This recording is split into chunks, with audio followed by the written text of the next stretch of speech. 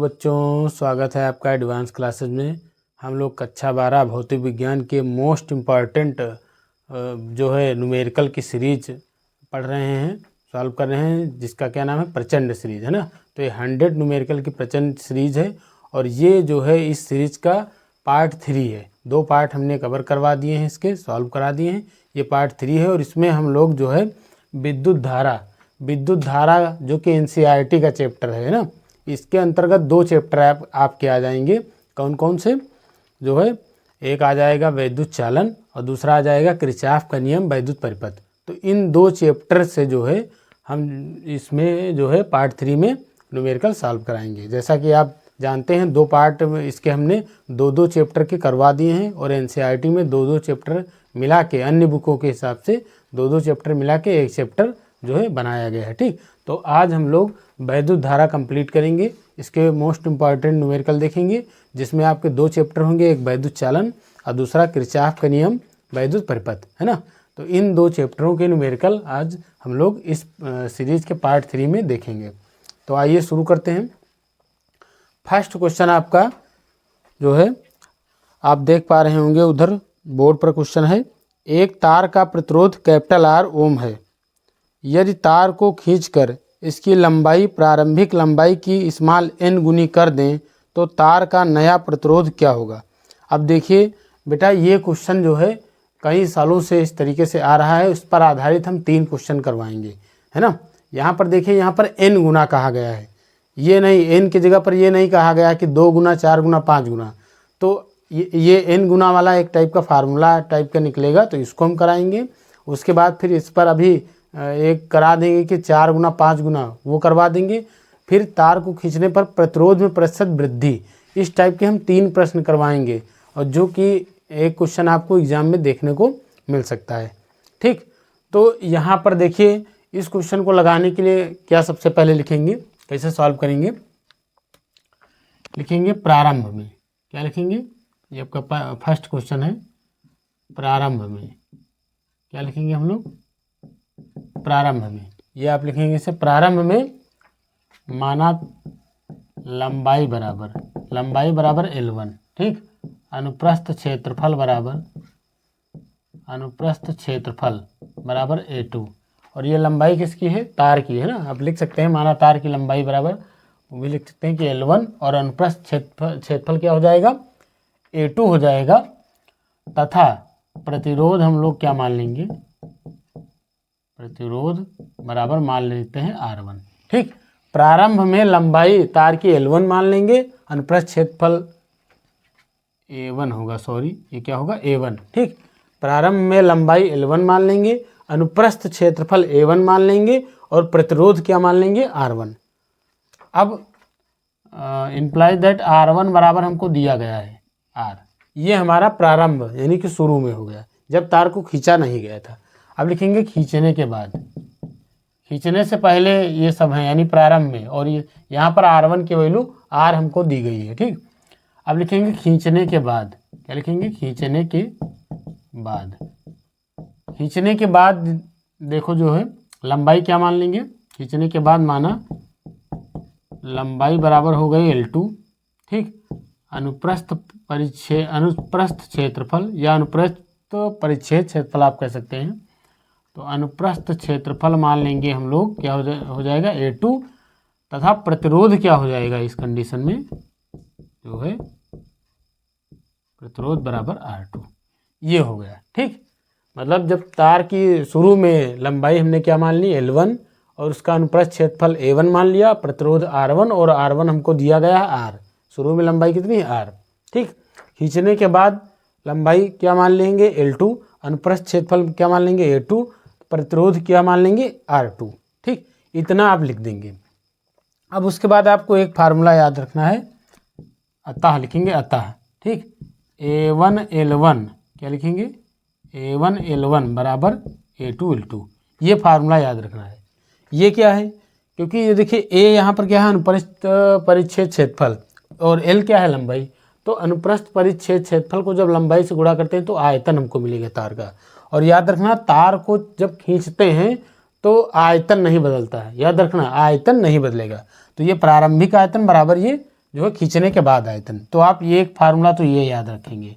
अब यहाँ से हमको देखो वैल्यू क्या मिलेगी, यहाँ से A1 और ये A2 को इसको नीचे ले आओ, A2 को जो है A1 के नीचे ले आएंगे, तो L1 कहाँ चला जाएगा, उधर, ये हो गया। ठीक, यानी कि A1/A2 इसी फार्मूले से आपको ये फार्मूला, पहला फार्मूला ये याद रखना है, A1L1 बराबर A2L2। यहाँ से देखिए A1/A2 बराबर क्या हो जाएगा, L2 के नीचे L1 जाएगा, L2/L1। ठीक, अब हमको यहीं से देखे निकाल लेंगे। L2 का मान दिया गया है N/L1। क्या कहा गया है कि तार की लंबाई को खींचकर N गुना कर दिया जाता है। तार की लंबाई को खींचकर प्रारंभिक लंबाई की N गुनी कर दी जाए, तो बाद वाली लंबाई पहले वाली की N गुनी हो जाएगी, यानी L2 बराबर N/L1 हो जाएगा। नीचे L1 है, L1 से L1 कैंसिल हो जाएगा, तो ये आपकी वैल्यू आ गई N।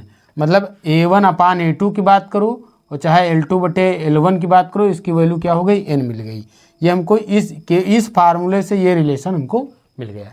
ठीक, अब देखिए क्या करेंगे, यहाँ तक क्लियर है। इसके बाद जो है अब हम लोगों को एक फार्मूला याद रखेंगे हम लोग। अब दूसरा फार्मूला जो हमको याद रखना है R2/R1। क्या याद रखेंगे, R2/R1। इसके बराबर क्या आएगा, इसके बराबर देखिए हम इसको अब समझा देते हैं। R बराबर आपने फार्मूला पढ़ा होगा ρL/A। ठीक, अब यहाँ पर अगर हम R1 की बात कर लें तो रो क्या है, जो है तार का विशिष्ट प्रतिरोध, तो ये तो बदलेगा नहीं। ये कि जिस तार का मतलब तार तो बदला नहीं, पदार्थ तो वही है ना, जिस तार जो है पदार्थ का पहले तार था वही खींचने के बाद है, तो ये रो ऐसे ही रहेगा। तो यहाँ पर शुरू में R1 बराबर क्या हो जाएगा, ρL1/A1। इसी प्रकार R2 बराबर ρL2 क्या हो जाएगा, A2 हो जाएगा।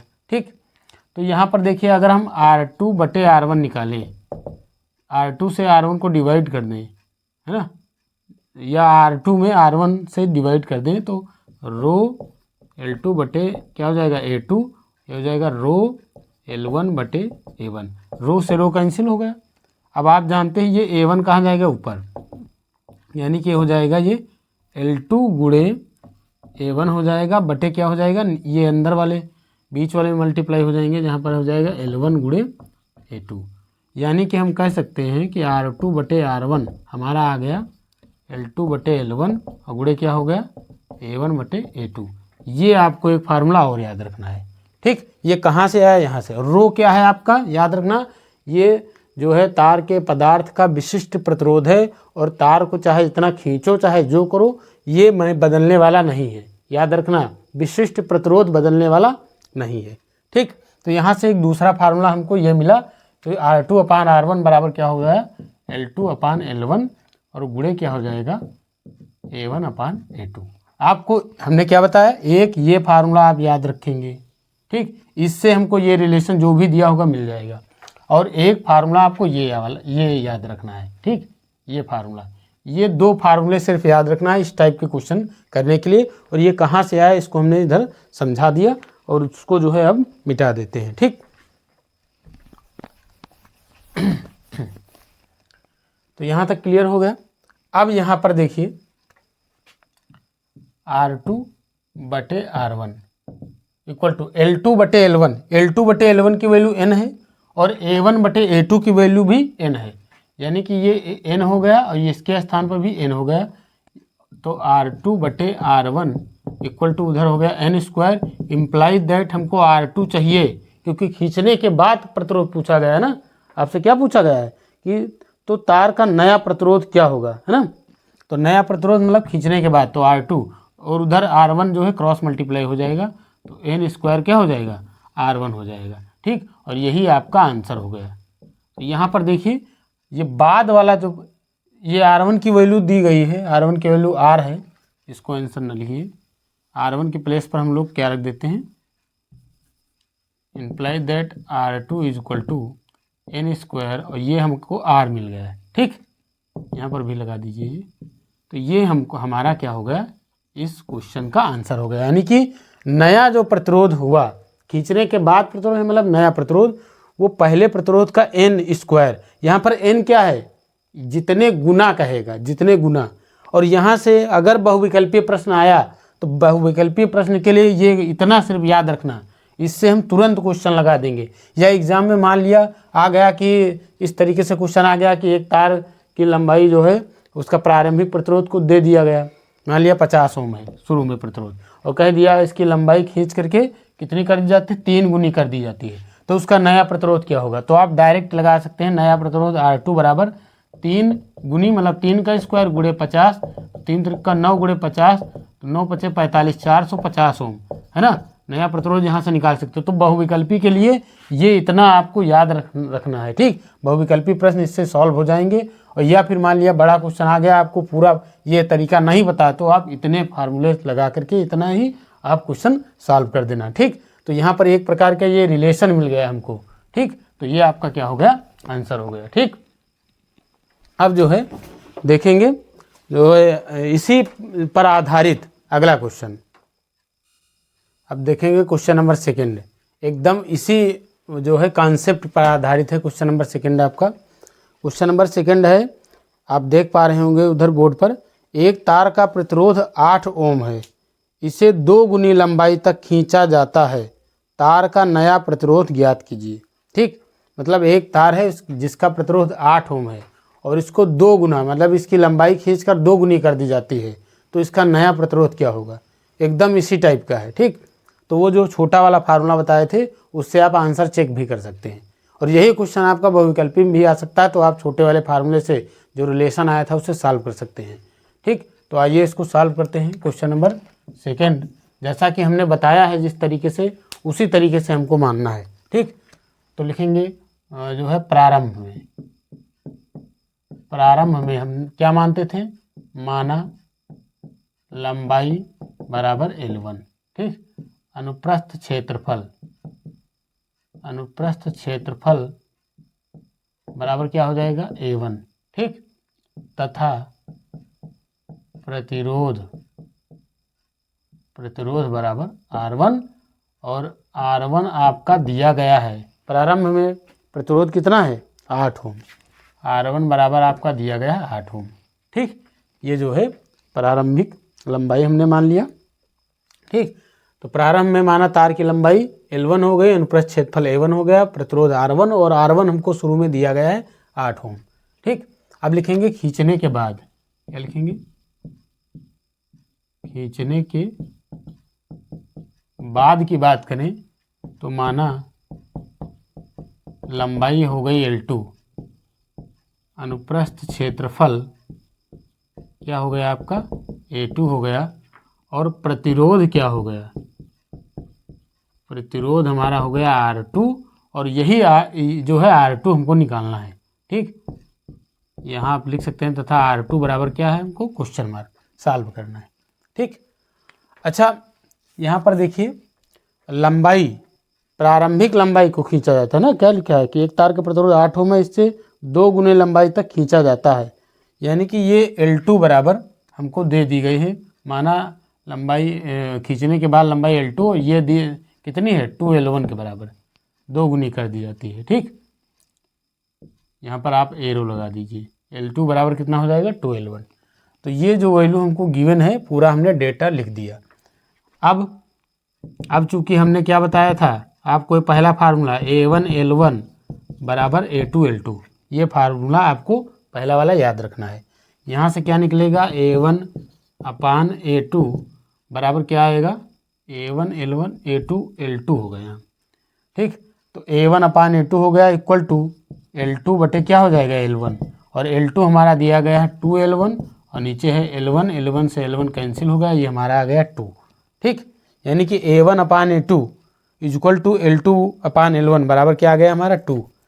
अब पुनः हमने क्या बताया था, आपको याद रखना है R2 बटे R1, ये है ना, R2 बटे R1 बराबर क्या हो जाता है हमारा, यही L2 बटे L1 इंटू क्या हो जाता है A1/A2, ये हमको जो है फार्मूला मिलता है। तो ये R2 बटे R1 जो है हमको दिया गया था 8, यहाँ 8 रख देंगे, L2 बटे L1 कितना मिला है 2 है, और A1/A2 भी कितना है 2 है, तो 2 इंटू 2 रख देंगे यहाँ पर, क्लियर। यहाँ पर अब ये 8 इधर क्या है बटे में उधर जाएगा, तो किस में चला जाएगा, गुणे में, यानी कि R2 बराबर कितना हो जाएगा, 2 गुणे 2 गुणे 8, इम्प्लाइज दैट R2 बराबर 2 दूनी 4 अठे 32 ओम, है ना। तो नया प्रतिरोध, यही हमारा क्या है, नया प्रतिरोध, नया प्रतिरोध या खींचने के बाद तार का प्रतिरोध कितना हो जाएगा, 32 ओम हो जाएगा। और ये आपका क्या हो गया, आंसर हो गया। ठीक, ये क्या हो गया, आंसर हो गया। तो यहाँ पर देखिए आप, नया प्रतिरोध कितना आ गया, 32 ओम। अगर इसी क्वेश्चन में आपको डाउट लग रहा हो तो उस छोटे वाले फार्मूले से आप इसको जो है क्या कर सकते हैं, चेक कर सकते हैं। अब चेक कर लेते हैं ज़रा। फार्मूला क्या होता था, R2 बराबर n स्क्वायर इंटू R1, ये फार्मूला था। तो R2 तो हमको निकालना है, n स्क्वायर मतलब कितने गुना, तो कितने गुना किया जाता है, 2 गुना, तो यहाँ पर 2 का स्क्वायर हो जाएगा। और R1 क्या है, प्रारंभ में प्रतिरोध, तो यहाँ 8 हो जाएगा। तो यानी कि R2 बराबर 2 दूनी 4 गुणे 8 और 4 8 32 ओम। तो यहाँ से जो है आप इस आंसर की जांच भी कर सकते हैं।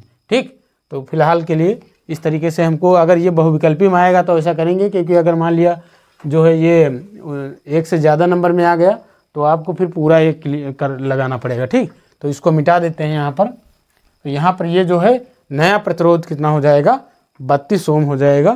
ठीक, तो ये आपका क्वेश्चन नंबर 2 हो गया। क्वेश्चन नंबर 3 देखते हैं। अब देखिए यहाँ पर जो अब हम जो है प्रश्न कराने वाले हैं, इसमें अब प्रतिशत वृद्धि, है ना, आपको प्रतिशत वृद्धि निकालनी है। ठीक, तो यहाँ पर देखिए क्वेश्चन नंबर 3 आपका है, 20 सेंटीमीटर लंबे तार को खींचकर इसकी लंबाई में 25% की वृद्धि की जाती है, तो नए तार के प्रतिरोध में प्रतिशत वृद्धि की गणना कीजिए। यहाँ पर जो है आपको जो क्वेश्चन दिया है, इस आप देख पा रहे होंगे उधर बोर्ड पर, 20 सेंटीमीटर लंबे तार को, यानी कि प्रारंभिक लंबाई आपकी दे दी गई है, यानी L1 का मान 20 सेंटीमीटर है। ठीक, खींचकर इसकी लंबाई में जो है 25% की वृद्धि कर दी गई। अब लंबाई में गुना नहीं कहा कि इतने गुना कर दी गई वृद्धि, अब यहाँ पर इतने 25% की वृद्धि कर दी गई, यानी परसेंटेज वृद्धि दे दी गई। तो नए तार के प्रतिरोध में प्रतिशत वृद्धि कितनी होगी, जाहिर सी बात है लंबाई में वृद्धि की गई है तो तार के प्रतिरोध में भी कुछ ना कुछ तो वृद्धि होगी ही, है ना। तो यही आपको यहाँ पर निकालना है। तो प्रतिशत वृद्धि में थोड़ा, पूरा कॉन्सेप्ट ऐसे ही चलेगा, बस लास्ट में थोड़ा कॉन्सेप्ट बदल जाएगा। ठीक, तो बच्चों शुरू करते हैं। यहाँ पर एकदम उसी तरीके से जैसे हमने 2 क्वेश्चन कराए हैं, एकदम सेम आपको एज इट इज वैसे ही आपको करना है। ठीक, तो यहाँ पर क्वेश्चन नंबर ये 3 है। यहाँ पर फिर हम मान लेंगे प्रारंभ में, क्या रखेंगे, प्रारंभ में। ठीक, माना जो है लंबाई, या तार की लंबाई आप लिख सकते हैं, क्योंकि तो माना जो है तार की लंबाई इसमें लिख दीजिए, कोई दिक्कत नहीं। माना तार की लंबाई बराबर L1, अनुप्रस्थ क्षेत्रफल, अनुप्रस्थ क्षेत्रफल बराबर क्या मानते हैं, A1, प्रतिरोध क्या मानते हैं, जो है बराबर, प्रतिरोध बराबर क्या मानते हैं, R1। ठीक, अगर इनमें से प्रारंभ में कोई चीज़ दी गई है तो उसको, उसकी वैल्यू यहाँ नोट कर लेंगे। तो प्रारंभ में लंबाई यहाँ पर 20 सेंटीमीटर लंबा तार है, यानी कि L1 की वैल्यू हमको दे दी गई है 20 सेंटीमीटर। तो इसको जो है यहाँ पर एरो बना देना, L1 बराबर कितना लिख देना, यहाँ 20 सेंटीमीटर। ये प्रारंभ में लंबाई दी गई है। अनुप्रस्थ क्षेत्रफल तो कुछ दिया नहीं गया है, तो A1 मान लेंगे। और शुरू में प्रतिरोध भी क्या मान लेंगे, R1, क्योंकि प्रतिशत वृद्धि निकालनी है हमको, तो प्रतिरोध क्या हो जाएगा, R1। ये हमारा प्रारंभ में हो गया। ठीक, अब क्या लिखेंगे, खींचने के बाद, यहाँ पर क्या लिखेंगे, खींचने के बाद या वृद्धि करने के बाद। इसमें आप ये भी ये लिख सकते हैं, वृद्धि करने के बाद, है ना। या फिर आपका यहाँ पर ये लिख दीजिए, यहाँ पर लिख दीजिए कि लंबाई में वृद्धि बराबर, है ना, लंबाई में वृद्धि जो है उसको L2 मान लेते हैं। तो ऐसे लिख दीजिए, वृद्धि करने के बाद, है ना, वृद्धि करने के बाद,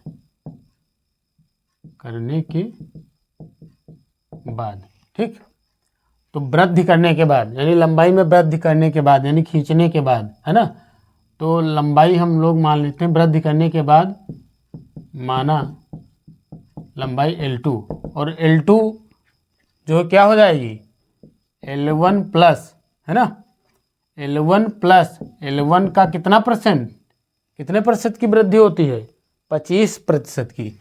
तो देखो ये L1 तो हमारी प्रारंभिक लंबाई हो गई, ठीक, और L1 में यानी कि यहाँ पर वृद्धि करने के बाद हम लंबाई निकाल रहे हैं L2, तो L1 तो प्रारंभिक लंबाई हो गई, और L1 में कितने प्रतिशत की वृद्धि हो रही, 25%।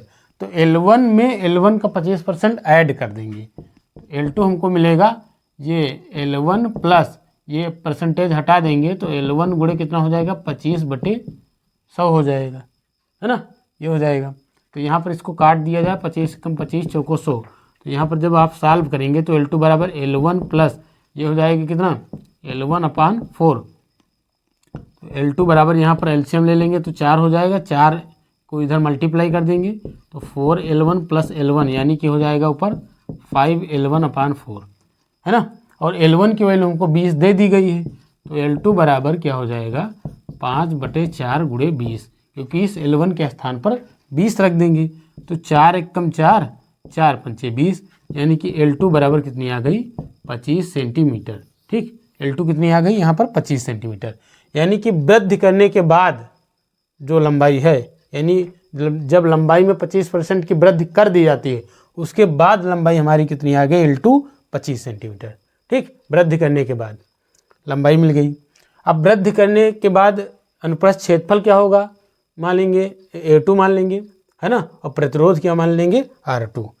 तो यहाँ पर ये वृद्धि करने के बाद है, ठीक, तो यहाँ पर इसके बाद आपको यह लिखना है तथा अनुप्रस्थ क्षेत्रफल क्या मानेंगे, अनुप्रस्थ क्षेत्रफल बराबर A2 और प्रतिरोध क्या हो जाएगा आपका बराबर R2, ठीक, ये हमारा वृद्धि करने के बाद हो गया, ठीक। लंबाई में प्रतिशत वृद्धि करने के बाद लंबाई हमारी आ गई जो है 25 सेंटीमीटर L2, और अनुप्रस्थ क्षेत्रफल हमने क्या मान लिया, लंबाई में वृद्धि करने के बाद A2 है, प्रतिरोध क्या हो गया आपका R2 हो गया, ठीक। अब हमको फिर वही, अब चूंकि क्या बताया था A1L1 पहला फार्मूला, A1L1 इक्वल टू क्या हो जाएगा A2L2, ये हो जाएगा, ठीक। Imply that A1/A2 equal to क्या हो जाएगा L2/L1, क्या हो जाएगा L2/L1, ठीक, ये हो गया हमारा। और यहाँ पर देखिए तो आप चाहें तो इसको निकाल सकते हैं, L2 की वैल्यू 25 है और L1 की वैल्यू हमारी कितनी आई है 20, इसको सॉल्व करेंगे तो 5 हम 25 5 चौक 20 यानी कि आ जाएगा 5/4, है ना। ये A1/A2 और L2/L1 दोनों की वैल्यू 5/4 आ गई। अब पुनः हमारा दूसरा सूत्र क्या आता है, R2/R1 इक्वल टू क्या होता था क्या होता था L2/L1 गुणे क्या होता था A1/A2, ये होता था। तो भैया R2/R1 इक्वल टू ये कितना दिया गया 5/4 और ये भी कितना है, क्योंकि इन दोनों की वैल्यू 5/4 है, तो क्या हो जाएगा 5/4। तो R2 बराबर R2/R1 बराबर कितना हो गया, 5 को 5 से गुणा करेंगे 25 और 4 चौक कितना हो गया 16। यानी कि ये हमारा पुराने कॉन्सेप्ट से यहाँ तक पूरा सॉल्व हुआ। ये थोड़ा ये देख लीजिए चेंज करने वाला, ये इसको ज़रा समझ लीजिएगा, इसको 2-3 बार प्रैक्टिस कर लीजिएगा, ठीक, ये आप सही रखिएगा, क्योंकि यहाँ पर लंबाई में इतने गुना वृद्धि नहीं दी गई है, लंबाई में प्रतिशत वृद्धि दी गई है ना। तो इस तरीके से परसेंटेज से थोड़ा जो चेंज करना था ये थोड़ा इसमें बढ़ गया है, बाकी पूरा कॉन्सेप्ट है। अब यहाँ पर देखिए जब लंबाई में प्रतिशत वृद्धि दी गई है ना, तो प्रतिरोध में भी प्रतिशत वृद्धि निकाली जाएगी। जैसे इसके पहले वाले क्वेश्चन में लंबाई में इतने गुना वृद्धि कर दी जाती थी, तो प्रतिरोध में कितना वृद्धि हम लोग निकाल लेते थे कि इतने गुना हो गया। तो इसी प्रकार यहाँ पर लंबाई में परसेंटेज वृद्धि है तो प्रतिरोध में प्रतिशत वृद्धि निकालनी है। तो यहाँ पर आप क्या करेंगे, प्रतिरोध में प्रतिशत वृद्धि, अब यहाँ पर दोनों पक्षों में 1 माइनस कर देंगे, लिखेंगे दोनों पक्षों में 1 घटाने पर, ठीक, 1 घटा दीजिए, यहाँ ये पर है घटाने पर 1 घटा देंगे तो हो जाएगा R2/R1 -1, इधर हो जाएगा 25/16 -1 हो जाएगा, ठीक। अब दोनों में 100 से मल्टीप्लाई कर दीजिए क्योंकि परसेंटेज वृद्धि निकालनी है। यहाँ पर देखिए ये जो है आपका हो गया R2/R1 -1 इंटू क्या हो गया 100 इक्वल टू, उधर जब आप करेंगे कितना हो जाएगा 25/16 - 1 और गुणे क्या हो जाएगा 100। ठीक, ये हो जाएगा। तो ये R2/R1 - 1 × 100, यही हमारा प्रतिरोध में प्रतिशत वृद्धि है। जो इधर लिखा है R2/R1 - 1 × 100, ये प्रतिरोध में प्रतिशत वृद्धि है। उधर ये देखिए, इसको जब सॉल्व करेंगे तो एलसीएम हमारा यहाँ हो जाएगा 16, ऊपर हो जाएगा 25 - 16। ठीक, कितना हो जाएगा × 100। अब इसको ज़रा सॉल्व कर लेते हैं तो 25 से 16 चला जाएगा तो 9/16 इंटू कितना हो जाएगा 100 हो जाएगा। ठीक, और यहाँ पर जो है 4 से अगर हम डिवाइड करें, 4 चौक 16, 4 पच्चीसियम 100, ये हो जाएगा। ठीक, तो 25 9 कितना हो जाएगा 225/4 हो जाएगा। अगर 4 से हम इसको डिवाइड कर लें, ठीक, कितना हो जाएगा 4 से देखिए 4 पंचे 20, 2 बच गया, 4 पंचे 20, 2 बचा 25 हो गया। तो 4 छंग 24 है ना, 1 बचा, पॉइंट लगा दिया, 10 हो गया, 4 दूनी 8, 4 पंचे 20, तो 56.25%। इतना आंसर आ गया 56 और इधर क्या लिख देंगे R2/R1 - 1 × 100 है ना। ये आपका क्या हो गया जो है प्रतिरोध में प्रतिशत वृद्धि। ये जो लिखा है ये है क्या, प्रतिरोध में प्रतिशत वृद्धि।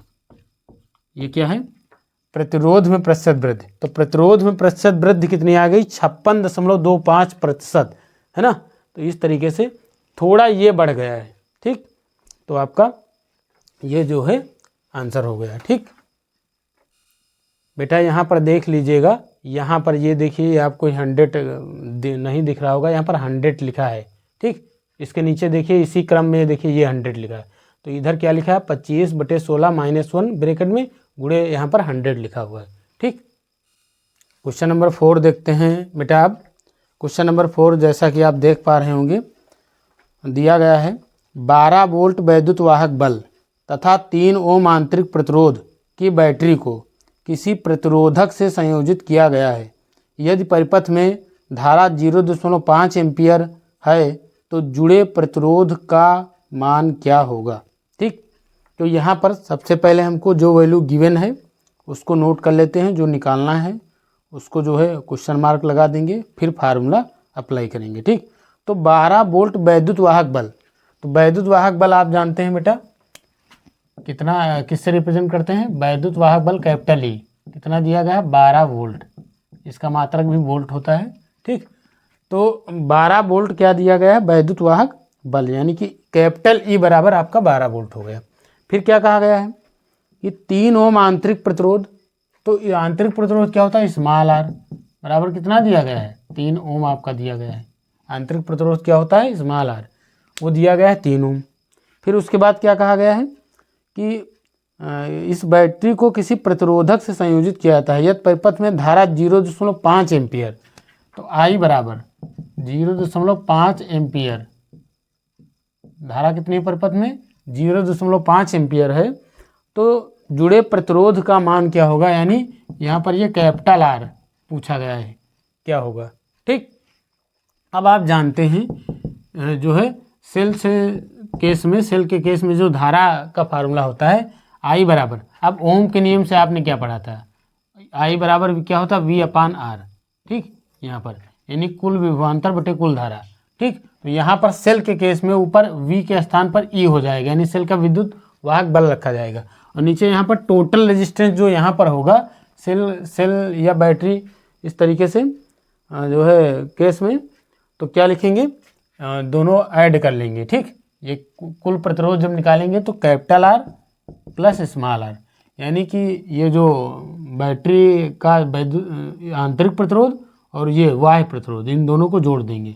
ठीक, तो आई बराबर फार्मूला कुल मिला के आपको यहाँ पर ये लगाना है, आई बराबर E/R प्लस स्मॉल आर, जब क्या दिया हो स्मॉल आर का मान भी दिया हो और वैद्युत वाहक बल दिया गया हो, तो आपको ये फार्मूला अप्लाई करना है।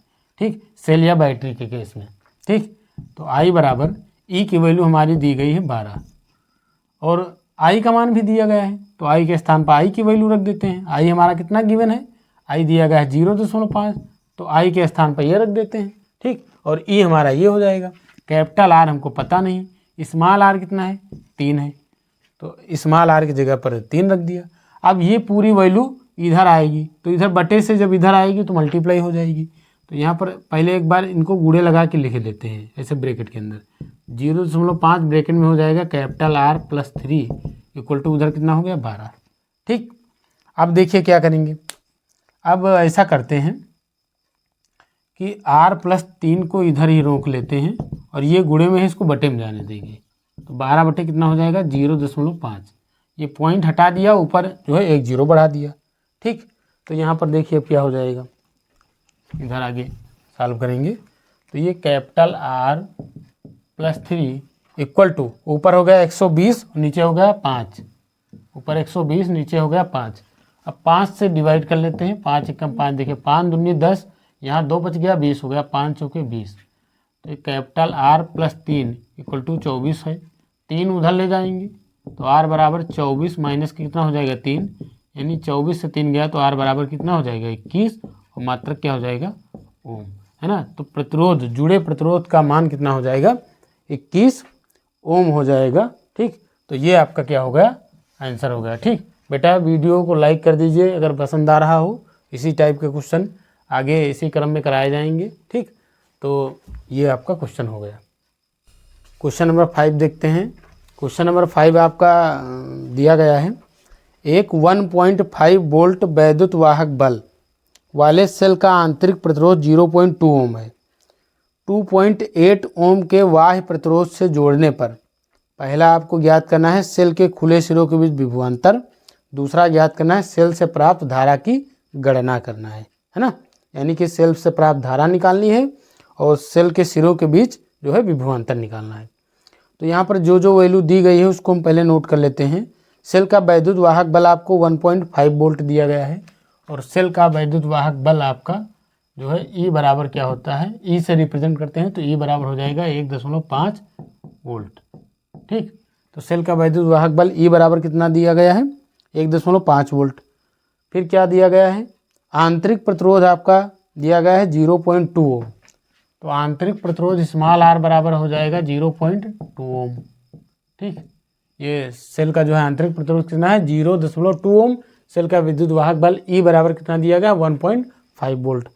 उसके बाद फिर दिया गया है कि 2.8 ओम के बाह्य प्रतिरोध, तो बाह्य प्रतिरोध जिसको हम लोग कैपिटल आर मानते हैं, ये हमारा दिया गया है 2.8 ओम, ठीक। ये हो गया 2.8 ओम। जोड़ने पर नंबर 1 हमको निकालना है, पहला है सेल के खुले सिरों के बीच विभवांतर, यानी कि पहला क्वेश्चन इसमें जो ज्ञात करना है V बराबर क्वेश्चन मार्क, और दूसरा आपको निकालना है सेल द्वारा प्राप्त धारा I बराबर क्वेश्चन मार्क, है ना। सेल से प्राप्त धारा जो है I बराबर क्वेश्चन मार्क, ये दो आपको फाइंड करना है और ये वैल्यू हमको गिवन है। तो बेटा सबसे पहले हम धारा निकालेंगे, क्योंकि जब धारा प्राप्त हो पता चल जाएगी, I का मान मिल जाएगा, तो हम V बराबर IR लगा देंगे, ठीक। सेल के खुले सिरों के बीच विभवांतर जो है V बराबर IR लगा देंगे। तो यहाँ पर जो है सबसे पहले हम धारा निकाल लेते हैं।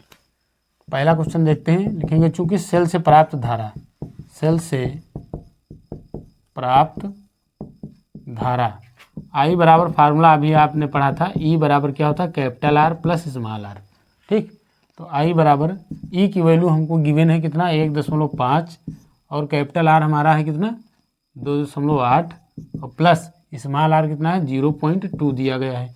तो I इक्वल टू हमारा हो जाएगा 1.5 बटे इसको जब जोड़ेंगे तो देखिए 8 2 10 का 0 और 2 में 0 जोड़ेंगे तो 2 हो जाएगा, एक कैरी मिला के कितना हो जाएगा ये आपका 3 हो जाएगा, ठीक। इसको ऊपर नीचे रख के भी आप जोड़ सकते हैं, 8 और 2 मिलकर 10 हो गया, 10 का 0 कैरी 1 आया और 2 में 1 जोड़ देंगे 3 हो जाएगा। यानी कि यहाँ पर देखिए आप जो है I बराबर, इसको जब सॉल्व करेंगे तो ये देखिए I बराबर यहाँ पर इस 3 के बाद जो दशमलव है इसका कोई मतलब नहीं, ठीक। तो ये हो जाएगा हमारा 1.5/3 हो गया, ठीक। क्योंकि इस पॉइंट के बाद 0 है, इस पॉइंट का कोई मतलब नहीं, ये पॉइंट हटा देंगे तो यहाँ पर 30 हो जाएगा। तो धारा आई बराबर हो गया हमारा 15/30, 15 कम 15, 15 दूना 30, तो आई बराबर हो जाएगा 1/2, यानी कि 1/2 का मतलब डिवाइड करेंगे तो कितना आ जाएगा 0.5, है ना। 1/2 का मतलब 2 से 1 को डिवाइड करेंगे 0.5 एम्पियर। तो सेल द्वारा प्राप्त धारा हमारी कितनी आ गई, कितनी आ गई 0.5 एम्पियर आ गई। ठीक, तो ये जो है आई का मान आ गया। अब सेल के सिरों के बीच विभवांतर, जो ये वाला पहला वाला क्वेश्चन था, क्योंकि जब आई हम निकाल लिए तो सेल के सिरों के बीच विभवांतर। अब पहला सॉल्व करेंगे, यहाँ पर ये दूसरा क्वेश्चन था इसका। लिखेंगे सेल के सिरों के बीच विभवांतर, सेल के सिरों के बीच, खुले सिरों भी कह सकते हैं आप, सेल के खुले सिरों के बीच विभवांतर, ठीक। फार्मूला क्या लगाएंगे, V बराबर IR। ठीक, तो यहाँ पर खुले सिरों मतलब सेल के बाहर, है ना, तो बाहर प्रतिरोध क्या है, कैपिटल R। तो V बराबर I की वैल्यू कितनी निकाली हम लोगों ने 0.5, कैपिटल R कितना दिया गया है 2.8। ठीक, अब यहाँ पर देखिए इसको मल्टीप्लाई करना है, दशमलव भूल जाइए पहले, 5 का गुणा 8 से करेंगे, 5 × 40 के 0, हंसी लाया 4, 5 दूनी 10, 4 14, है ना, 4 जोड़ेंगे। अब एक अंक पहले, एक अंक पहले, तो टोटल 2 अंक पहले, तो पीछे से 2 अंक पहले, तो V बराबर आपका 1.4, और यहाँ क्या हो जाएगा, मात्रक क्या हो जाएगा, वोल्ट। तो ये आपका जो है सेल के खुले सिरों का विभवांतर कितना आ गया, 1.4 वोल्ट हो गया। ठीक, तो ये क्या हो गया, आपका आंसर हो गया। तो पहला आंसर आपका आ गया जो है सेल से प्राप्त धारा 0.5 एम्पियर, और सेल के खुले सिरों का विभवांतर कितना आ गया, 1.4 वोल्ट आ गया। तो ये आपका क्वेश्चन नंबर 5 हो गया। क्वेश्चन नंबर 6 देखते हैं। ये देखिए आपका क्वेश्चन नंबर 6 है। एक यहाँ पर परिपथ दिया गया है, तो यहाँ पर आपसे पूछा गया है, दिए गए परिपथ में अमीटर द्वारा मापी गई धारा ज्ञात कीजिए। ठीक, अमीटर द्वारा मापी गई, ये आपका अमीटर है। मीटर क्या मापता है, धारा मापता है, यानी अमीटर द्वारा मापी गई धारा का मतलब ये है कि परिपथ में प्रवाहित कुल धारा हमको निकालना है। ठीक, अब कुल धारा निकालने के लिए, यानी धारा निकालने के लिए ओम का नियम लगाएंगे, I बराबर V/R। ठीक, अगर सेल दिया गया है तो ये विद्युत वाहक बल कैपिटल E हो जाता है, तो I बराबर E/R हो जाएगा। यहाँ R क्या है, टोटल रेजिस्टेंस, तो सबसे पहले हमको E की वैल्यू दी गई है, I निकालना है। सबसे पहली प्राथमिकता इस क्वेश्चन के लिए क्या रहेगी, हमको टोटल रेजिस्टेंस निकालना है। तो ये कुछ रेजिस्टेंस है जो इस तरीके से जुड़े हुए हैं। ठीक, तो इस पूरे का, यानी कि इस पूरे का हमको जो है इक्विवेलेंट रेजिस्टेंस निकालना है। ठीक, तो कैसे निकालेंगे यहाँ पर, तो यहाँ पर देखिए आप, यहाँ पर ये जो है दो यहाँ पर V/N सेतु बनने हैं। एक इधर की बात करें, अगर केवल इतने की बात करें, इसको इधर छोड़ दें इतने की, तो देखिए 20/20 बराबर बनाया, ये 20/20 बनाया, तो इस 10 ओम में धारा नहीं जाएगी, क्योंकि ये V/N सेतु बन रहा है और संतुलन की अवस्था में। सेम चीज़ इधर के लिए देखेंगे तो ये 20/20 कितना हो जाएगा 1, 20/20 ये भी 1 हो जाएगा, तो इधर वाला भी संतुलन अवस्था में है, तो इस 10 ओम में भी धारा नहीं जाएगी। यानी कि ये जो आपके 10 ओम के जो ये अंदर लगे हुए हैं रेजिस्टेंस, ये प्रभावहीन रहेंगे, है ना, यानी कि प्रभावहीन रहेंगे, तो इनकी कोई ज़रूरत ही नहीं। अब ऊपर बचे ये 20-20-20 के 3 ओम जो है रेजिस्टेंस, 20-20 ओम के 3 रेजिस्टेंस, और नीचे वाले 20-20 ओम के 3 रेजिस्टेंस। तो ये ऊपर वाले किसमें हैं, तीनों एक लाइन से जुड़े हैं, यानी श्रेणी में हैं। नीचे वाले भी तीनों क्या हैं, एक लाइन से जुड़े हैं, श्रेणी में हैं। ठीक, तो इनका टोटल हम लोग निकाल लेंगे श्रेणी में, नीचे वालों का टोटल श्रेणी में निकाल लेंगे। तो ऊपर वालों का जो टोटल और नीचे वालों का टोटल, ये किस में हो जाएगा, समांतर में हो जाएगा। फिर समांतर में निकालेंगे तो वही इस परिपथ का तुल्य प्रतिरोध हो जाएगा। ठीक, और हमको धारा निकालनी है, तो I बराबर क्या लगाएंगे, फार्मूला E/R, क्योंकि सेल का विद्युत वाहक बल दिया गया 60 वोल्ट। ठीक, तो I बराबर फार्मूला लगा देंगे। तो यही कॉन्सेप्ट इसमें लगाना है। तो कैसे हल करेंगे, लिखेंगे, चूंकि दिया गया परिपथ एक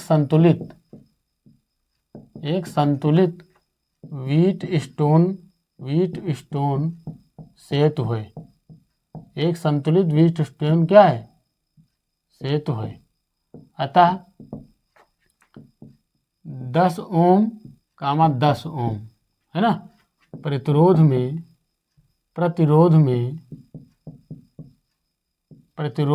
में धारा नहीं जाएगी, है ना, धारा नहीं जाएगी, मतलब कि ये प्रभावहीन रहेंगी। ठीक, ये हो गया। पुनः अब ऊपर वाले जो इनको चाहे नामकरण कर दीजिए R1 R2 R3 R4 R5 R6 या फिर डायरेक्ट लिख दीजिए।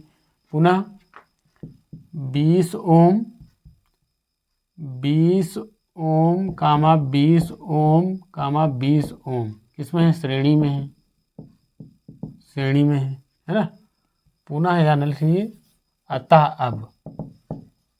अब 20 ओम 20 ओम 20 ओम ये ऊपर वाले किसमें है, श्रेणी में है, इसलिए इनका तुल्य निकालते हैं। इनका तुल्य प्रतिरोध हम लोग क्या मान लेते हैं, जो है आप मान लीजिए R डैश बराबर, तो ये सीधे जुड़ जाएंगे तो R डैश हमारा आ गया 60 ओम। कितना आ गया, 60 ओम। ठीक, फिर लिखेंगे, आप यहाँ लिखेंगे पुनः 20 ओम 20 ओम 20 ओम इसमें है, भी श्रेणी में है ना। यहाँ ब्रैकेट में आप लिख सकते हैं नीचे वाले, यहाँ पे लिख सकते हैं ऊपर वाले, कोई दिक्कत नहीं, ऐसे भी लिख दीजिए या फिर मान के कर दीजिए, भी श्रेणी में है इसलिए इनका तुल्य प्रतिरोध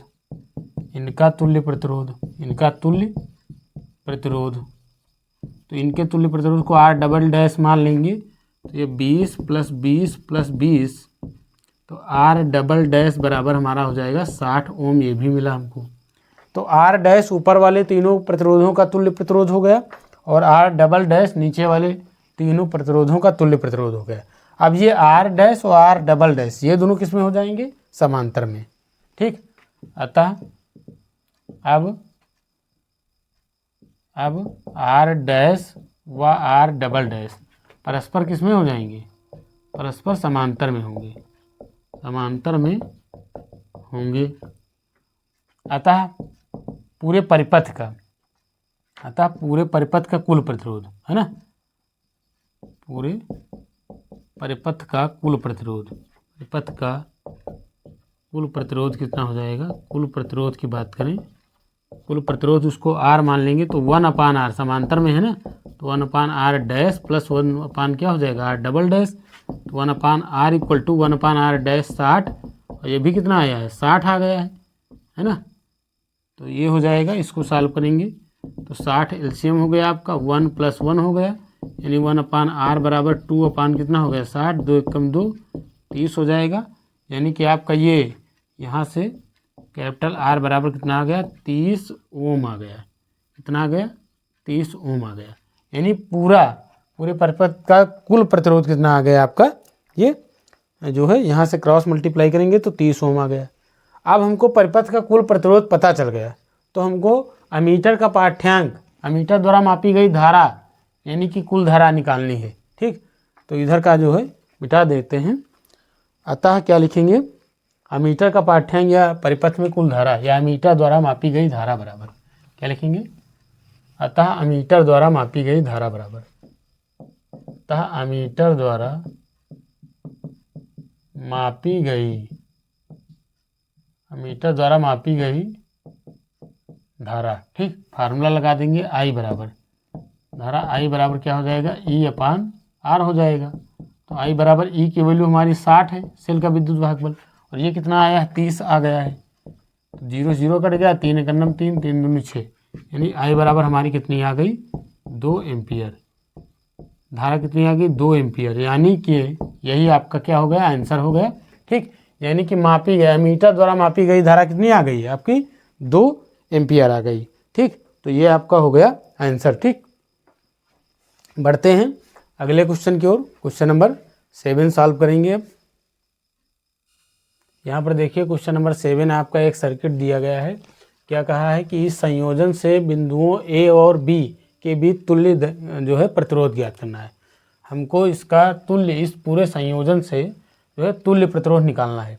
तो यहाँ पर देखिए इसको हम कैसे लगाएंगे। ठीक, तो यहाँ पर इस जो है चित्र को हम एक दूसरे चित्र में कन्वर्ट करेंगे, चेंज करेंगे। कैसे चेंज करेंगे, इधर देखिए, यहाँ पर बिंदु A पर देखिए यहाँ पर ये जो 3 ओम वाला है यहाँ से जुड़ा है, इसी से जुड़ा है बिंदु ए से, और इधर का जो ये वाला 3 वाला है ये भी आपका इसी से जुड़ा है। तो यहाँ बिंदु ए से हम ऐसे इसको बना लेंगे। देखिए यहाँ से इधर की ओर ले जाएंगे ऐसे, और यहाँ लेकर आएंगे इधर की ओर ऐसे लाएंगे, है ना। मतलब ये वाला 3 ओम रेजिस्टेंस और ये वाला 3 ओम इस तरीके से जुड़ जाएंगे। ठीक, यहाँ पर हमारा क्या था बिंदु ए, तो ये आपका हो गया 3 ओम, ये आपका हो गया 3 ओम। ठीक, यहाँ पर ये हो गया। फिर इधर की बात करें अगर हम बिंदु बी से देखें, ये वाला आपका 6 ओम जुड़ा हुआ है और नीचे वाला भी 6 ओम जुड़ा हुआ है इसी जगह से, है ना, बिंदु बी से। तो इधर जो है ये हो जाएगा, इधर देखिए इस तरीके से ये आपका यहाँ से ये आपका क्या हो गया, बिंदु बी से ये वाला 6 ओम जुड़ा हुआ है और ये वाला भी 6 ओम जुड़ा हुआ है। यानी कि ये 3 और ये 6 ये ऊपर हो गए, ये वाला 3 और ये 6 इधर नीचे जुड़ गए। ठीक, अब ये रही बात ये वाला जो हमारा 8 ओम है, तो ये बीच में लगेगा। ये अब ये ए हो गया, ये बी हो गया, इसको आप सी मान लीजिए, इस पॉइंट को, इसको आप डी मान लीजिए। ठीक, तो इस तरीके से हमारा, और ये क्या है हमारा 8 ओम है, बीच वाला क्या है, ये जो ये वाला है, यही 8 ओम कहाँ आ गया, बीच में आ गया। ठीक, एक बार फिर से समझ लीजिए, बिंदु ए से देखिए यहाँ पर ये वाला 3 ओम रेजिस्टेंस और ये वाला 3 ओम बिंदु ए से जुड़े हुए हैं। तो ये देखिए बिंदु ए से ऊपर 3 ओम ऊपर वाला हो गया और ये वाला 3 ओम कहाँ हो गया, नीचे हो गया। फिर बिंदु बी से देखिए ये वाला 6 ओम इधर हो गया और बिंदु बी से ये वाला 6 ओम कहाँ हो गया, नीचे हो गया। ठीक, और ये जो 8 ओम हमारा है ये इसके बीच में आ गया। अब ये एक प्रकार का, ये इस चित्र से हम जो है इसको इस तरह कन्वर्ट कर लेंगे। अब यहाँ पर देखिए 3/6 यानी ऊपर वाले इन प्रतिरोधों का रेशियो ले लेंगे तो 3/6 यानी 1/2 आ गया। फिर नीचे वाले का देखिए 3/6 1/2 हो गया। यानी ये जो हमारा सेतु है, यानी ये व्हीटस्टोन सेतु एक प्रकार का है और ये संतुलित अवस्था में है। ये व्हीटस्टोन किसमें है, संतुलित अवस्था में है। ठीक, यहाँ पर आप देख पा रहे हैं 3/6 कितना है, 1/2, और नीचे वालों का भी रेशियो लीजिए 3/6 1/2। तो संतुलन की अवस्था में है। तो आप जानते हैं अगर व्हीटस्टोन से संतुलन की अवस्था में होता है तो बीच वाले यानी कि ये जो CD भुजा है इसमें धारा नहीं जाएगी, यानी ये जो 8 ओम प्रतिरोध है ये प्रभावहीन रहेगा। ठीक, अब देखिए तो ये संतुलित व्हीटस्टोन सेतु हो गया। अब इस कंडीशन में ये 3 ओम 6 ओम, ये वाला 3 ओम ये 6 ओम किस में हो जाएंगे, श्रेणी में। तो इनका तुल्य संयोजन निकाल लीजिए, 6 3 9 ओम आएगा। फिर ये वाला 3 ओम ये वाला 6 ओम ये भी श्रेणी में होंगे, इनका तुल्य प्रतिरोध कितना आएगा, 9 ओम आ जाएगा। ठीक, अब इनका जो तुल्य प्रतिरोध 9 ओम आया था और नीचे वालों का भी 9 ओम आया था, ये दोनों किस में हो जाएंगे, समांतर में हो जाएंगे। तो ए व बी के भी तुल्य प्रतिरोध हमारा समांतर में निकाल लीजिएगा इन दोनों का, 1/9 + 1/9 करके, इस तरीके से हमारा आंसर आ जाएगा। तो ये आपका क्वेश्चन नंबर 7 आपका होमवर्क है, इसके आगे जो है कर लेना, इसके आगे जो है कर लेना। तो ये आपका होमवर्क हो गया, जैसे बताया है इसी तरीके से आप क्वेश्चन नंबर 8 की तरफ बढ़ेंगे। देखते हैं क्वेश्चन नंबर 8। क्वेश्चन नंबर 8 आपका यहाँ पर एक सर्किट दिया गया है, लिखा है दिए गए वैद्युत परिपथ में ए व बी के बीच आपको विभवांतर बताना है ना, बिंदु ए व बी के बीच क्या बताना है, विभवांतर बताना है। ठीक, तो यहाँ पर देख पा रहे हैं आप यहाँ पर एक सर्किट दिया गया है और यहाँ पर इस तरीके से 3 सेल हैं आपके और यहाँ पर 3 प्रतिरोध हैं, इस तरह जोड़े गए हैं। तो सबसे पहली बात ये है हमको विभवांतर निकालना है, तो इसके लिए हमको तीनों सेलों से निकलने वाली धाराओं को पहले मानना पड़ेगा। यहाँ पर देखिए करंट तो कोई है नहीं, तो यहाँ पर हम मान लेते हैं कि ये हम पहला सेल मान लेते हैं। तो यहाँ से आने वाली धारा को क्या मान लेते हैं, I1 निकलने वाली, और यहाँ से निकलने वाली धारा को क्या मान लेते हैं, I2, और यहाँ से निकलने वाली धारा को क्या मान लेंगे, जो है I3 मान लेंगे। यहाँ से निकलने वाली धारा को क्या मान लेंगे, I3। ठीक, इस तरीके से ये तीनों धाराएं ऐसे डायरेक्शन मान लेंगे। ठीक, तो माना जो है तीनों सेलों से निकलने वाली धाराएं, सबसे पहले क्या लिखेंगे, माना सेलों से निकलने वाली धाराएं, सेलों से निकलने वाली धाराएं क्रमशः I1, I2 व I3 है, ये हमने मान लिया। ठीक, अब देखिए आप, एक ऊपर लूप बनना है यानी बंद पास बनना है, एक नीचे बंद पास बनना है। ठीक, इन दो बंद पास में आप जानते हैं अगर इस तरीके से प्रतिरोध और सेल जुड़े हुए होते हैं तो हम लोग क्या मान लेते हैं, जो है बंद पास, है ना। तो यहाँ पर बंद पास की बात आती है तो किरचॉफ का द्वितीय नियम लगता है, ठीक। तो यहाँ पर डायरेक्शन आप देखिए, धारा इधर से जाकर के इधर की ओर, है ना। इसमें डायरेक्शन हम इधर से इधर की ओर मान लेते हैं और नीचे वाले में भी डायरेक्शन इधर से इधर की ओर मान लेते हैं, ठीक। यहाँ पर देखिए, इसको बंद पास 1 मान लेते हैं, इसको बंद पास 2 मान लेते हैं, ठीक। तो सबसे पहले जो है बंद पास फर्स्ट में, यानी कि बंद पास 1 में हम लोग किरचॉफ का द्वितीय नियम लगाएंगे। तो यहाँ पर क्या लिखेंगे कि बंद पास 1 में किरचॉफ के द्वितीय नियम से, द्वितीय नियम मतलब वोल्टेज लॉ से, है ना। किरचॉफ के द्वितीय नियम लगा देते हैं। यहाँ पर देखिए, आप चाहें तो यहाँ पर ये मान भी सकते हैं कि बंद पास, इसको नाम भी लिख सकते हैं कि ABCD A, इस तरीके से या आप लिख दीजिए बंद पास 1 में, ठीक। तो यहाँ पर देखिए, किरचॉफ का द्वितीय नियम कैसे लगाते हैं, धारा की दिशा में जाने पर प्रतिरोध और धारा के गुणनफल को धनात्मक लेते हैं, ठीक। तो यहाँ पर देखिए, यहाँ पर आप ऊपर देखिए, यहाँ पर ये धारा की दिशा में आ रहे हैं हम लोग, धारा की दिशा में आएंगे तो प्रतिरोध हमको पहले वाले सेल में, पहले वाली जो भुजा CD, इसमें देखिए, इसमें जो है प्रतिरोध 3 ओम है और धारा की दिशा में जा रहे हैं, धारा I1 है, ठीक। तो क्या हो जाएगा, 3 × I1 क्या हो जाएगा, क्योंकि धारा की दिशा में जा रहे हैं तो प्लस में लेंगे, 3 × I1 हो जाएगा।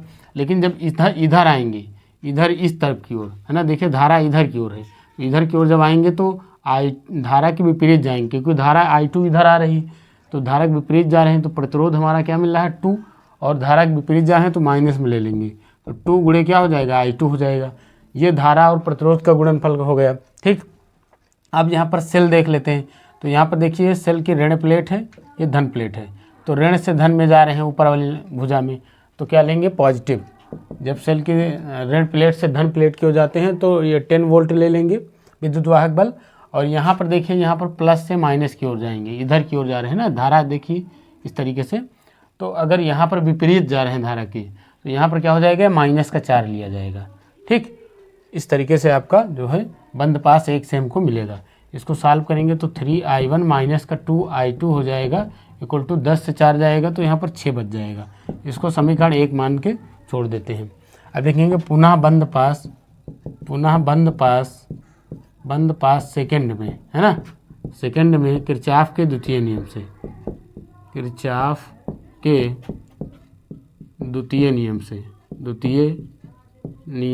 से, यहाँ पर किरचॉफ का द्वितीय नियम लगाएंगे। तो अब देखिए, इधर यहाँ से ऐसे आएंगे इस तरीके से, तो यहाँ पर 2 × कितना हो जाएगा, I2, वो भी प्लस का 2 × I2 हो जाएगा, ठीक। क्योंकि यहाँ पर धारा की दिशा में जा रहे हैं, लेकिन नीचे धारा के विपरीत जाएंगे, धारा के जब विपरीत जाएंगे तो क्या हो जाएगा, माइनस में ले लेंगे, 1 × क्या हो जाएगा, I3। अब सेल की बात करें तो यहाँ पर माइनस से प्लस की प्लेट की ओर जा रहे हैं, तो ये हो जाएगा हमारा प्लस का 4, और इधर देखिए क्या जा रहे हैं, प्लस से माइनस, तो ये हो जाएगा माइनस का 2। तो यहाँ पर हो जाएगा ये 2I2 माइनस का I3 इक्वल टू कितना हो जाएगा, 2 बचेगा यहाँ पर, ठीक। अगर हम यहाँ पर जो है वैल्यू निकालें, I3 की वैल्यू अगर निकालें तो, या फिर इसको समीकरण 2 मान के छोड़ दो, इसको समीकरण 2 मान लो, ठीक। तो ये हमारा समीकरण 1 हो गया, समीकरण 2 हो गया। अब आप जानते हैं कि तीनों धाराओं के लिए अगर किरचॉफ का प्रथम नियम लगाएं, पुनः किरचॉफ के प्रथम नियम से, किरचॉफ के प्रथम नियम से, ठीक, देखें तो तीनों धाराओं का योग क्या होगा, 0 होगा, है ना। तभी जो है हमारा जो है मतलब ये परिपथ संतुलित हो पाएगा। तो ये जो है किरचॉफ के प्रथम नियम से I1 + I2 + I3 बराबर 0, ये आप लिख सकते हैं। किरचॉफ के प्रथम नियम से क्या हो जाएगा, I1 + I2 + I3 बराबर 0, ठीक। क्योंकि समस्त धाराओं का योग क्या होता है, 0 होता है किसी भी संध पर मिलने वाली, तो तभी ये जो है हमारा जो है परिपथ संतुलित हो पाएगा। तब तीनों धाराओं का योग 0 कर दिए। यहाँ पर देखिए, अगर हम वैल्यू निकालें, I3 की वैल्यू निकालें अगर यहाँ से, यहाँ पर अगर हम I3 की वैल्यू निकालें तो क्या हो जाएगा, उधर माइनस का I1 और माइनस का क्या हो जाएगा, I2 हो जाएगा। इसको समीकरण 3 मान लेते हैं, अब समीकरण 3 से I3 का मान कहाँ रख दें? समीकरण 2 में रख दिया जाए। समीकरण 3 है ये, यहाँ से I3 का मान यहाँ पर रख देते हैं। ठीक, तो ये क्या लिखेंगे? समीकरण 3 से I3 का मान समीकरण 2 में रखने पर, समीकरण 2 में रखने पर, तो समीकरण 3 से I3 का मान समीकरण 2 में रख दीजिए, तो हो जाएगा 2I2 और माइनस I3 के स्थान पर हम लोग कितना रख देंगे? I1 माइनस I2, वो भी माइनस का, माइनस I1 और माइनस के क्या हो जाएगा? I2, ये हमने रख दिया। ठीक, तो ये हो जाएगा इक्वल टू 2। ये समीकरण 3 में हमने मान रख दिया, समीकरण 2 में मान रख दिया। समीकरण 3 से I3 का मान समीकरण 2 में रख दिया। ये हो जाएगा 2I2, ब्रैकेट ओपन करेंगे, माइनस माइनस प्लस I1 हो जाएगा और प्लस का I2 हो जाएगा, बराबर 2 हो जाएगा। तो 2I2, ये 1I2, तो 3I2 हो जाएगा प्लस I1 इक्वल टू 2 हो जाएगा। ठीक, 3I2 plus I1 equal to 2, इसको मान लेते हैं समीकरण 4। क्या मान लेते हैं? समीकरण 4 मान लेंगे। अब देखिए समीकरण 1 आपका 3I1 माइनस 2I2 बराबर 6 है। यहाँ पर ये 3I2 plus I1 equal to 2 है। ठीक, तो यहाँ पर हम लोग जो है क्या करेंगे? समीकरण 1 और 4 को सॉल्व करके I1 I2 की वैल्यू निकाल लेते हैं। तो यहाँ पर देखिए समीकरण 1 में 2I2 है। ठीक, और यहाँ पर कितने I2 है? 3I2 है। I1 प्लस का 3 है, यहाँ पर प्लस का 3I1 है। तो क्या करेंगे? I1 के गुणांक बराबर कर लेते हैं। तो समीकरण 4 का गुणा हम लोग 3 से कर देते हैं। लिखेंगे समीकरण 4 गुणे 3। ठीक, और इसमें से घटा देंगे समीकरण 1 को। समीकरण 4 को 3 से गुणा करके समीकरण 1 को उसमें से घटा देंगे। तो समीकरण 4 को जब 3 से आप गुणा करेंगे तो देखिए क्या आएगा? 9I2 आ जाएगा प्लस 3I1 आ जाएगा इक्वल टू 3 दूनी 6 हो जाएगा। समीकरण 4 को हमने 3 से गुणा कर दिया। अब इसमें से घटा देंगे समीकरण 1। समीकरण 1 हमारा क्या है? 3I1 माइनस का क्या है? 2I2 इक्वल टू कितना है? 6।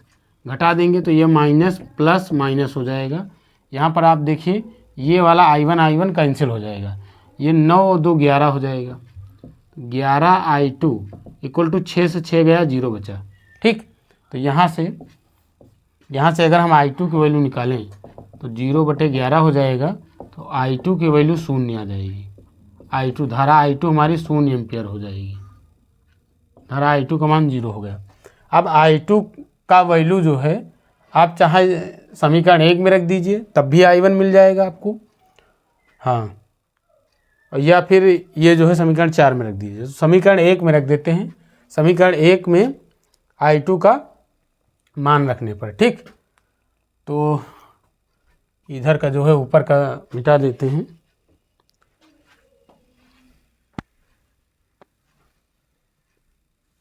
क्या लिखेंगे? समीकरण 1 में लिखेंगे, समीकरण 1 में I2 का मान रखने पर, I2 का मान रखने पर, तो समीकरण 1 में रख देते हैं। तो 3I1 माइनस 2 इंटू 0 बराबर 6 हो जाएगा। तो 3I1, ये तो 0 हो गया, माइनस 0 बराबर 6, 3I1 बराबर 6। तो I1 बराबर आपका हो गया 6/3 दूनी 6। I1 बराबर 2 एम्पियर आ गया, ये एम्पियर लिखा है। I1 बराबर हमारा कितना आ गया? 2 एम्पियर। तो I1 का मान 2 एम्पियर आ गया और I2 का मान 0 आ गया।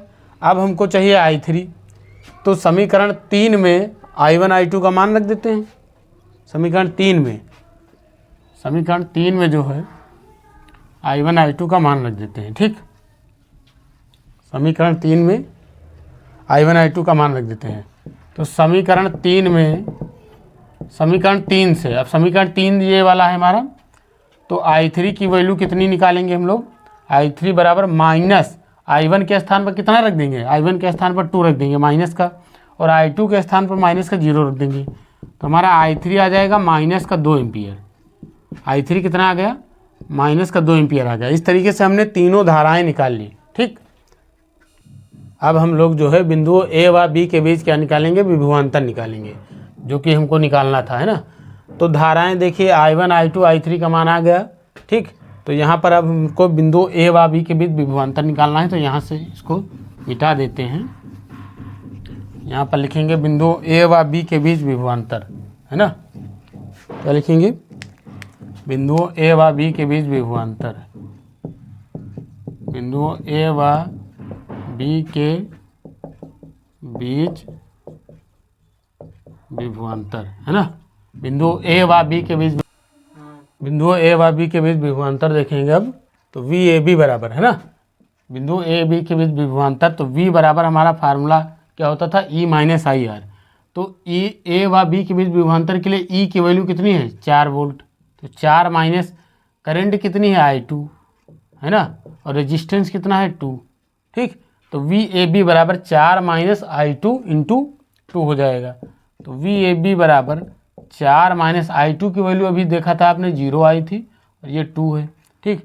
तो वी ए बी की बात करें अगर हम, तो ये 4 माइनस 0 हो जाएगा। तो V A B equal to हमारा 4 वोल्ट आ जाएगा, ठीक। तो वी ए बी यानी बिंदुओं ए व बी के बीच विभवांतर हमारा कितना आ गया, 4 वोल्ट हो गया, ठीक। अब आप चाहे यहाँ से निकाल लीजिए, चाहे ऊपर वाले से निकाल लीजिए, यहाँ से अगर चाहे इनके सी और डी के बीच निकाल लीजिए, चाहे ई और एफ के बीच निकालिए, ये तीनों में धारा की दिशा सेम है ना। तो धारा की दिशा अगर समान है तो इन तीनों से, चाहे इस वाली भुजा या इस भुजा, चाहे जिनके बीच निकाला जाए विभवांतर, वो हमेशा 4 ही वोल्ट आएगा। तो हमको ए व बी के बीच निकालना था विभवांतर, तो हमारा 4 वोल्ट क्या हो गया, आंसर हो गया, ठीक। देखेंगे क्वेश्चन नंबर 9। क्वेश्चन नंबर 9 में आपको ये जो है सर्किट दिया गया है। यहाँ पर बिंदुओं ए व सी के बीच, ए व सी के बीच क्या निकालना है, हमको विभवांतर निकालना है इस क्वेश्चन में, ठीक। तो अब इस सर्किट में भी हम लोग धारा की दिशा मान लेते हैं, और धाराएं मानने के बाद जो है यहाँ पर देखिए 2 बंद पास हमको मिल जाएंगे, और उनमें भी हम लोग किरचॉफ का द्वितीय नियम लगा के इसको सॉल्व करेंगे। तो भुजा जो ये हमारी BC है, इसमें हम लोग I1 धारा इधर की ओर मान लेते हैं डायरेक्शन, ये I1 धारा है, और यहाँ पर भी I1 धारा आ रही है ऐसे इधर की ओर, और यहाँ पर जब आएगी तो यहाँ से इधर की ओर, है ना, इधर भी जाए, पहले यहाँ तक मान लीजिए आप I1 है, ठीक। उसके बाद इधर वाले में हम लोग इधर की ओर I2 मान लेते हैं, ये आपकी I2 है, ठीक। अब ये I2 हो गई। अब I1 यहाँ आ रही है और I2 भी इसी बिंदु ए पर आ रही है। तो यहाँ से अब ये धारा इधर की ओर, दोनों धाराएं मिल करके इधर आ जाएंगी, तो ये ए व सी के बीच धारा जाएगी I1 प्लस I2, है ना, ए व सी के बीच, यानी 2 ओम में धारा कितनी जाएगी, I1 प्लस I2। तो इस तरीके से अब यहाँ पर आप देखिए इधर वाला जो बंद पास है, इसमें धारा की दिशा इधर की ओर है, इधर से आएगी इधर से इधर की ओर, और इधर हमने धारा की दिशा किधर मानी है, इधर की ओर, है ना, ऐसे मानी है, क्योंकि इधर से आ रही है और ऐसे आकर के इधर की ओर जा रही है। ये बंद पास आपका फर्स्ट हो गया, ये बंद पास आपका सेकंड हो गया, ठीक। तो लिखेंगे बंद पास 1 में, बंद पास फर्स्ट में किरचॉफ के द्वितीय नियम से, किरचॉफ के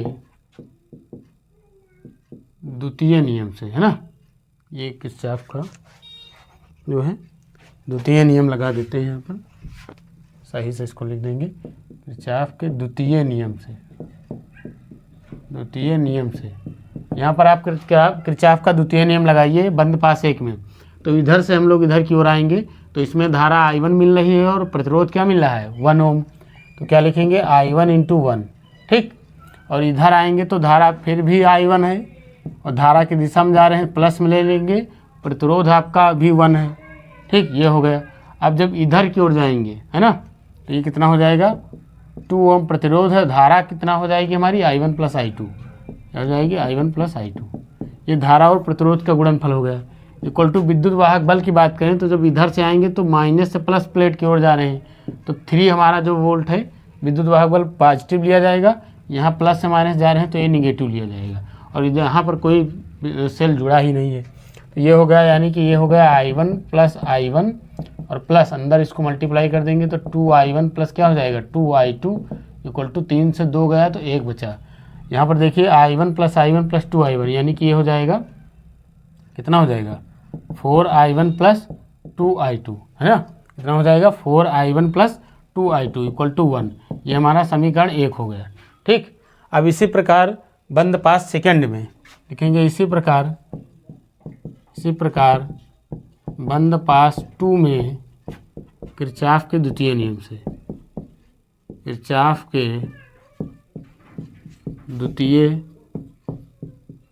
नियम से, तो इसमें किरचॉफ का द्वितीय नियम लगाएंगे तो यहाँ पर हम लोग इधर से आएंगे, क्योंकि करंट की डायरेक्शन इधर से इधर माना हमने, इधर से आएंगे तो I2 × 1 हो जाएगा।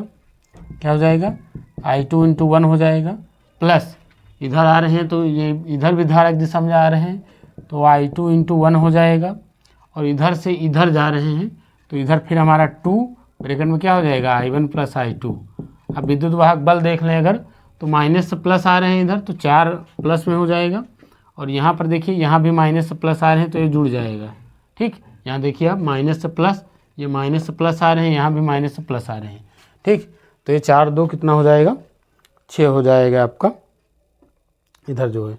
तो इसको सॉल्व करेंगे तो क्या हो जाएगा? ये I2 + I2 + 2I1 + 2I2 बराबर 4 2 6 हो गया।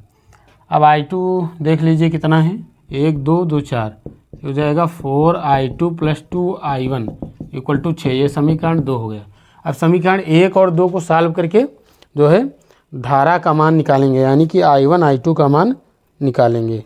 ठीक, इसमें चाहें तो आप कॉमन भी ले सकते हैं, 2 कॉमन लेकर इसको काट दीजिए या फिर ऐसे रहने दीजिए। अब यहाँ पर हमारा कितना है? 4I1 है और 2I2 है, यहाँ पर 4I2 है और 2I1 है। तो ऐसा करते हैं, समीकरण 1 का गुणा 2 से कर देंगे, तब यहाँ पर 4I2 हो जाएगा और यहाँ पर भी 4I2 है ना। इन दोनों को सॉल्व करना है, समीकरण 1 2 को। क्या लिखेंगे? समीकरण 1 गुणे कितना कर देंगे? 2, और उसमें से माइनस कर देंगे समीकरण 2 को। समीकरण 1 को 2 से गुणा कीजिए तो कितना हो जाएगा? 4 दूनी 8I1 और प्लस ये 2 से करेंगे 2 दूनी 4I2 = 2 से करेंगे तो हो जाएगा 2। यहाँ पर 4I2 प्लस क्या हो जाएगा? 2I1 = 6 हो जाएगा, माइनस माइनस माइनस यहाँ पर। तो ये 4I2 कैंसिल हो गया, ये यहाँ पर 8I1 से 2I1 चला गया तो 6I1 बचा। यहाँ पर देखिए माइनस का बचेगा आपका, 6 से 2 जाएगा तो माइनस का 4 बच जाएगा। ठीक, तो 4 यहाँ बचेगा। तो ये I1 की वैल्यू अगर हम बात करें, यहाँ पर देखिए I1 की वैल्यू अगर हम निकालें तो I1 बराबर कितना हो जाएगा? माइनस का 4/6, तो 2 दूनी 4 2 3 6, तो I1 बराबर माइनस का 2/3 एम्पियर। I1 की वैल्यू कितनी आ गई? माइनस का 2/3 एम्पियर। अब I1 का मान आप चाहे समीकरण 1 में रख दीजिए चाहे 2 में रख दीजिए, तो लिखेंगे I1 का मान समीकरण 1 में रखने पर, समीकरण 1 में रख दीजिए I1 का मान, तो हो जाएगा 4 × I1 के स्थान पर कितना रख देंगे? माइनस का 2/3, और ये हो जाएगा प्लस का 2I2 हो जाएगा = 1। तो यहाँ पर इसको सॉल्व करेंगे तो हो जाएगा माइनस का 8/3 और प्लस का 2I2 = 1 हो जाएगा। तो 2I2 को आप इधर ही रोक लीजिए, उधर जाएगा तो ये 1 + 8/3, ये उधर हो जाएगा तो प्लस में हो जाएगा। तो यहाँ पर 2I2 = यहाँ पर एलसीएम लेंगे तो 3 हो जाएगा, 3 × 9 3, तो 8 3 11 है ना। ये देखिए 3 × 9 3 और 8 3 11/3 हो जाएगा, ये 2 बटे में चला जाएगा। तो I2 बराबर 11/6 एम्पियर। I2 बराबर कितना आ जाएगा? 11/6 एम्पियर। I2 की वैल्यू आ गई 11/6 एम्पियर, है ना। तो I2 हमारा आ गया 11/6 एम्पियर और I1 हमारा आ गया माइनस का 2/3। अच्छा, ये माइनस में क्या सिस्टम होता है? जैसे धारा का मान निगेटिव आया तो धारा का मान निगेटिव ये आएगा, मतलब इसकी दिशा विपरीत है। माइनस सिर्फ ये बताता है कि इसकी दिशा क्या होनी चाहिए? विपरीत होनी चाहिए। ठीक, जैसे I1 की दिशा इधर है ना, लेकिन ये नेगेटिव आई तो धारा इसकी इधर की ओर, माइनस ये बताता है कि धारा की दिशा विपरीत है। तो I1 I2 हमको मिल गया। अब हमको निकालना था A व C के बीच विभवांतर, है ना। तो A C के बीच विभवांतर निकालने के लिए फार्मूला तो हमारा क्या लगेगा? V = IR लगेगा। तो रेजिस्टेंस तो 2 ओम दिया गया है, यहाँ पर आई की वैल्यू निकालेंगे सबसे पहले, यानी I1 प्लस I2 निकाल लेंगे। ठीक, तो पहले हम निकाल लेते हैं I1 प्लस I2 का मान। तो I1 आपने देखा कितनी आई थी, माइनस का 2/3, प्लस I2 कितना आया है, 11/6 आया है। तो इनको सॉल्व कर लेते हैं, तो एलसीएम लेंगे तो 6 हो जाएगा, 3 से डिवाइड करेंगे 2 आएगा, तो 2 दूनी माइनस का 4 प्लस का 11, तो और ये कितना हो जाएगा, जब 11 से 4 गया तो 7/6 एम्पियर, यानी I1 प्लस I2 की वैल्यू कितनी आ गई, 7/6 एम्पियर आ गई। अतः अब लिखेंगे ए व सी के बीच विभवांतर।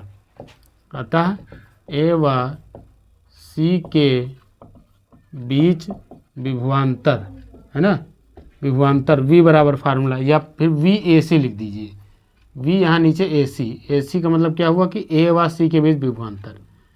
तो यहाँ पर करंट हमारा कितना हो जाएगा, 7/6, क्योंकि इसमें धारा कितनी जा रही है, 7/6 जोड़ दिया हमने, और रेजिस्टेंस कितना है 2 ओम, 2 से मल्टीप्लाई, 2 1 कम 2, 2 3 6, तो VAC हमारा कितना आ गया, 7/3 मात्रक हो जाएगा वोल्ट, है ना, यानी कि VAC यानी कि बिंदु ए व सी के बीच विभवांतर कितना आ गया, 7/3 वोल्ट आ गया। ठीक, तो ये आपका क्या हो गया, आंसर हो गया। ठीक, क्वेश्चन नंबर 10 देखेंगे। अब क्वेश्चन नंबर 10 में आपका एक सर्किट दिया गया है, इसमें आपसे पूछा गया है चित्र में दर्शाए गए नेटवर्क की प्रत्येक शाखा में प्रवाहित धारा का मान ज्ञात कीजिए, है ना। तो यहाँ पर देखिए एक सर्किट दिया गया है, और यहाँ पर जितनी भी भुजाएं हैं, यहाँ पर देखिए शाखा का मतलब जैसे ये भुजा AB है, भुजा BC है, भुजा BD हो गई, भुजा AD हो गई, और भुजा CD, है ना। इन सब में धारा हमको निकालनी है। ठीक, नेटवर्क का मतलब होता है जुड़ाव। तो यहाँ पर एक सर्किट इस तरीके से जोड़ करके बनाया गया है, इसके प्रत्येक भुजा में हमको जो है धारा का मान निकालना है। तो आप देख पा रहे हैं यहाँ पर 3 बंद पास आपके बनेंगे। ये जो पहला वाला बंद पास है ये इधर का है। ठीक, इसका नाम भी आप लिख सकते हैं ABDA, और इधर वाला जो दूसरा वाला बंद पास है इसका नाम आप लिख सकते हैं यहाँ से BCDB, ये हो जाएगा। और तीसरा बंद पास आपका ये बना हुआ है, इसको आप लिख सकते हैं ADCEA। तो इस तरीके से 3 बंद पास आपके बन रहे हैं, और धारा की दिशा इस तरीके से हमने बना दी है। इन तीनों में किरचॉफ का द्वितीय नियम हम लोग लगाएंगे। तो सबसे पहले जो है पहले बंद पास में देखते हैं ना, तो लिखेंगे बंद पास फर्स्ट में, बंद पास 1 में किरचॉफ के द्वितीय नियम से, किरचॉफ के द्वितीय नियम से, यहाँ पर देखिए आप किरचॉफ का द्वितीय नियम लगाएंगे तो जिस तरीके से हमने डायरेक्शन बनाई है इसी तरीके से चलेंगे। यानी कि देखिए ये धारा की दिशा इधर जाके के ऐसे है, तो यहाँ से इधर सबसे पहले जाएंगे, तो यहाँ हम जाएंगे तो धारा की दिशा में जाएंगे। धारा की दिशा में धारा I1 यहाँ से इधर जा रही, प्रतिरोध 10 मिल रहा है, तो क्या हो जाएगा, धारा की दिशा में जाने पर प्रतिरोध और धारा का गुणनफल पॉजिटिव लेना है, यानी कि 10I1 हो जाएगा प्लस में। उसके बाद इधर जाने के बाद इधर आएंगे, तो जब इधर आएंगे B से D की ओर, इधर भी धारा की दिशा में आ रहे हैं, तो क्या हो जाएगा 5, वो भी प्लस का 5I3 हो जाएगा। उसके बाद देखिए जब इधर जाएंगे D से A की तरफ, तो धारा के विपरीत जा रहे हैं, तो इसमें माइनस लेना पड़ेगा, तो माइनस का हो जाएगा 5I2 हो जाएगा। ठीक, तो ये पहले वाले बंद पास से हमको मिला, और एक भी यहाँ पर कोई सेल लगा नहीं है, यानी विद्युत वाहक बल है नहीं, तो बराबर उधर क्या हो जाएगा, 0 हो जाएगा। ठीक, तो ये हो गया हमारा, इसको आप समीकरण 1 मान लीजिए। फिर लिखेंगे पुनः बंद पास 2 में, बंद पास 2 में किरचॉफ के द्वितीय नियम से, किरचॉफ के द्वितीय नियम से बंद पास 2, देखिए यहाँ पर ये हमारा बंद पास 2 है, तो इसमें देखिए B से C की ओर पहले आएंगे, B से C की ओर आएंगे तो धारा की दिशा में आ रहे हैं, तो यानी कि प्रतिरोध मिल रहा है 5 ओम और धारा है I1 माइनस I3, तो ये प्लस में हो जाएगा, तो 5 ब्रैकेट में हो जाएगा I1 माइनस I3। ठीक, उसके बाद देखिए C से D की ओर आएंगे, जब C से D की ओर आएंगे तो धारा की विपरीत दिशा में आएंगे, तो माइनस का हो जाएगा 10 ब्रैकेट में हो जाएगा I2 प्लस I3 हो जाएगा। उसके बाद जब इधर से इधर जाएंगे तो इसमें भी धारा के विपरीत जा रहे हैं हम लोग, तो ये हो जाएगा माइनस का 5i3 हो जाएगा। ठीक, और इक्वल टू यहाँ पर भी कोई सेल नहीं लगा है तो इक्वल टू क्या हो जाएगा, 0 हो जाएगा। इसको थोड़ा हम लोग सॉल्व कर लेते हैं। तो 5 का गुणा अंदर करेंगे तो 5i1 माइनस का 5i3 हो जाएगा। यहाँ माइनस 10i2 माइनस का हो जाएगा 10i3 हो जाएगा, माइनस 5i3 इक्वल टू 0 हो जाएगा। इसको जब सॉल्व करेंगे तो देखिए 5i1 और कहीं i1 है नहीं तो ये 5i1 ही रहेगा। यहाँ पर देखिए i2 को पहले लिख लेते हैं तो माइनस 10i2 हो जाएगा, है ना। उसके बाद यहाँ पर देखिए, यहाँ पर हमारा ये जो 3 वाले कितने हैं, यहाँ minus 5i3 minus 5i3 minus 10i3, तो 10 5 15 5 20 हो जाएंगे। तो माइनस का 20i3 इक्वल टू क्या हो जाएगा, 0 हो जाएगा। ठीक, तो यहाँ पर जो है इसको हम लोग समीकरण मान लेते हैं, सेकेंड मान लेते हैं। समीकरण क्या मान लेंगे, 2 मान लेंगे। उसके बाद अब देखिए यहाँ पर ये नीचे वाले में, इस वाले में जो है हम लोग बंद पास 3 में लिखेंगे। बंद पास 3 में जो है किरचॉफ के द्वितीय नियम से, किरचॉफ के द्वितीय नियम से, किरचॉफ के द्वितीय नियम से बंद पास 3 में देखेंगे। ये वाला बंद पास है तो यहाँ इधर से चलना है। यहाँ पर धारा की दिशा इधर जाकर के, मतलब ऐसे जाकर के ऐसे है। तो जब ए से इधर डी की तरफ आएंगे तो धारा की दिशा में आ रहे हैं तो 5i2 हो जाएगा, प्लस इधर भी धारा की दिशा में जाएंगे तो 10 ब्रैकेट में कितना हो जाएगा, i2 प्लस i3 हो जाएगा। उसके बाद इधर से आएंगे इधर की ओर तो इधर भी धारा की दिशा में आएंगे तो प्लस का 10 हो जाएगा i1 प्लस i2, क्योंकि दिशा धारा हमको मिल रही है i1 प्लस i2। और विद्युत वाहक बल कितना हो जाएगा, माइनस से प्लस प्लेट की ओर जा रहे हैं तो प्लस का 10 ले लेंगे। इसको सॉल्व करेंगे तो 5i2 प्लस 10i2 प्लस हो जाएगा 10i3, यहाँ पर प्लस हो जाएगा 10i1 प्लस का 10i2 इक्वल टू 10 हो जाएगा। ठीक, यहाँ पर देखिए 5i2 है, 10i2 है। ठीक, और ये 10 20 5 25i2 हो जाएगा। उसके बाद देखिए यहाँ पर 10i1 है, प्लस का लिख दिया 10i1, और यहाँ पर i3 कितना है, 10i3 हो जाएगा इक्वल टू 10 हो गया। ठीक, ये 25 है। तो इसको जो है हम लोग समीकरण 3 मान लेंगे। ठीक, अब समीकरण 1 को हम लोग 2 से गुणा कर लेंगे। समीकरण 1 को जब 2 से गुणा कर लेंगे तो यहाँ पर देखिए ये जो है आपका i2 वाला पोर्शन 10i2 हो जाएगा, और समीकरण 2 इसमें माइनस कर देंगे तो यहाँ पर 10i2 है ना, तो ये दोनों कैंसिल हो जाएंगे। तो लिखेंगे समीकरण 1 गुणे 2, यानी समीकरण 1 को 2 से गुणा कर देंगे, जितना आएगा उसमें से माइनस कर देंगे समीकरण 2 को। तो सबसे पहले समीकरण 1 को 2 से गुणा कर देते हैं। 2 से गुणा करेंगे तो यहाँ आ जाएगा 20i1, क्या आ जाएगा 20i1। यहाँ पर कितना आ जाएगा, 5 दूनी 10i3 हो जाएगा, है ना। यहाँ पर 2 से गुणा करेंगे तो माइनस का 10 कितना हो जाएगा, i2 हो जाएगा, कितना हो जाएगा i2, ये हो जाएगा। और इधर जो है इक्वल टू 0 हो जाएगा। ठीक, अब इसमें से हम लोग समीकरण 2 माइनस करेंगे तो 5i1 हो गया। उसके बाद देखिए माइनस 10i2, माइनस का 10i2 हो गया, माइनस का 20i3 है, 20i3 इक्वल टू उधर क्या है, 0 है। घटाना है, घटाने पर चिन्ह बदल जाएंगे, यहाँ माइनस लगेगा, यहाँ प्लस लग जाएगा, यहाँ प्लस और यहाँ तो माइनस लगेगा। ठीक, तो यहाँ पर देखिए ये जो है आपका प्लस का 10i2, ये माइनस का 10i2, ये दोनों कैंसिल हो गए। अब देखिए यहाँ पर 20i1 है और माइनस का 5i1, 20 से 5 चला जाएगा तो 15i1 हो जाएगा, कितना हो जाएगा 15i1। 10i3 है और ये प्लस का 20i3 है, तो प्लस प्लस दोनों ऐड हो जाएंगे तो 20 10 30 कितना हो जाएगा, i3 हो जाएगा। ठीक, और इक्वल टू 0 पर तो कोई प्लस माइनस का प्रभाव ही नहीं, उधर 0 ही बचेगा यहाँ से। अब यहाँ पर हम लोग क्या करेंगे, इसको चाहें तो 15 कामन ले लें। जब 15 कामन ले लेंगे तो हो जाएगा i1 plus 2i3 equal to 0। अब देखिए तो यहाँ पर हम देखेंगे, यहाँ पर बच्चों नहीं दिख पा रहा था तो इसको यहाँ पर लिखा गया है। तो यहाँ 15 कॉमन ले लिया जब, तो ये 15 जो है गुणे में है, उधर चला जाएगा बटे में, तो 0/15 यानी 0 में चला जाएगा ये 15। तो यहाँ बचेगा I1 + 2I3 और इस बराबर 0। इसको हम लोग मान लेते हैं समीकरण 4। इसको मानेंगे समीकरण 4 मान के छोड़ देते हैं। अब इसी प्रकार हमने जो पहला और दूसरा सॉल्व किया समीकरण, तो ये हमको मिला।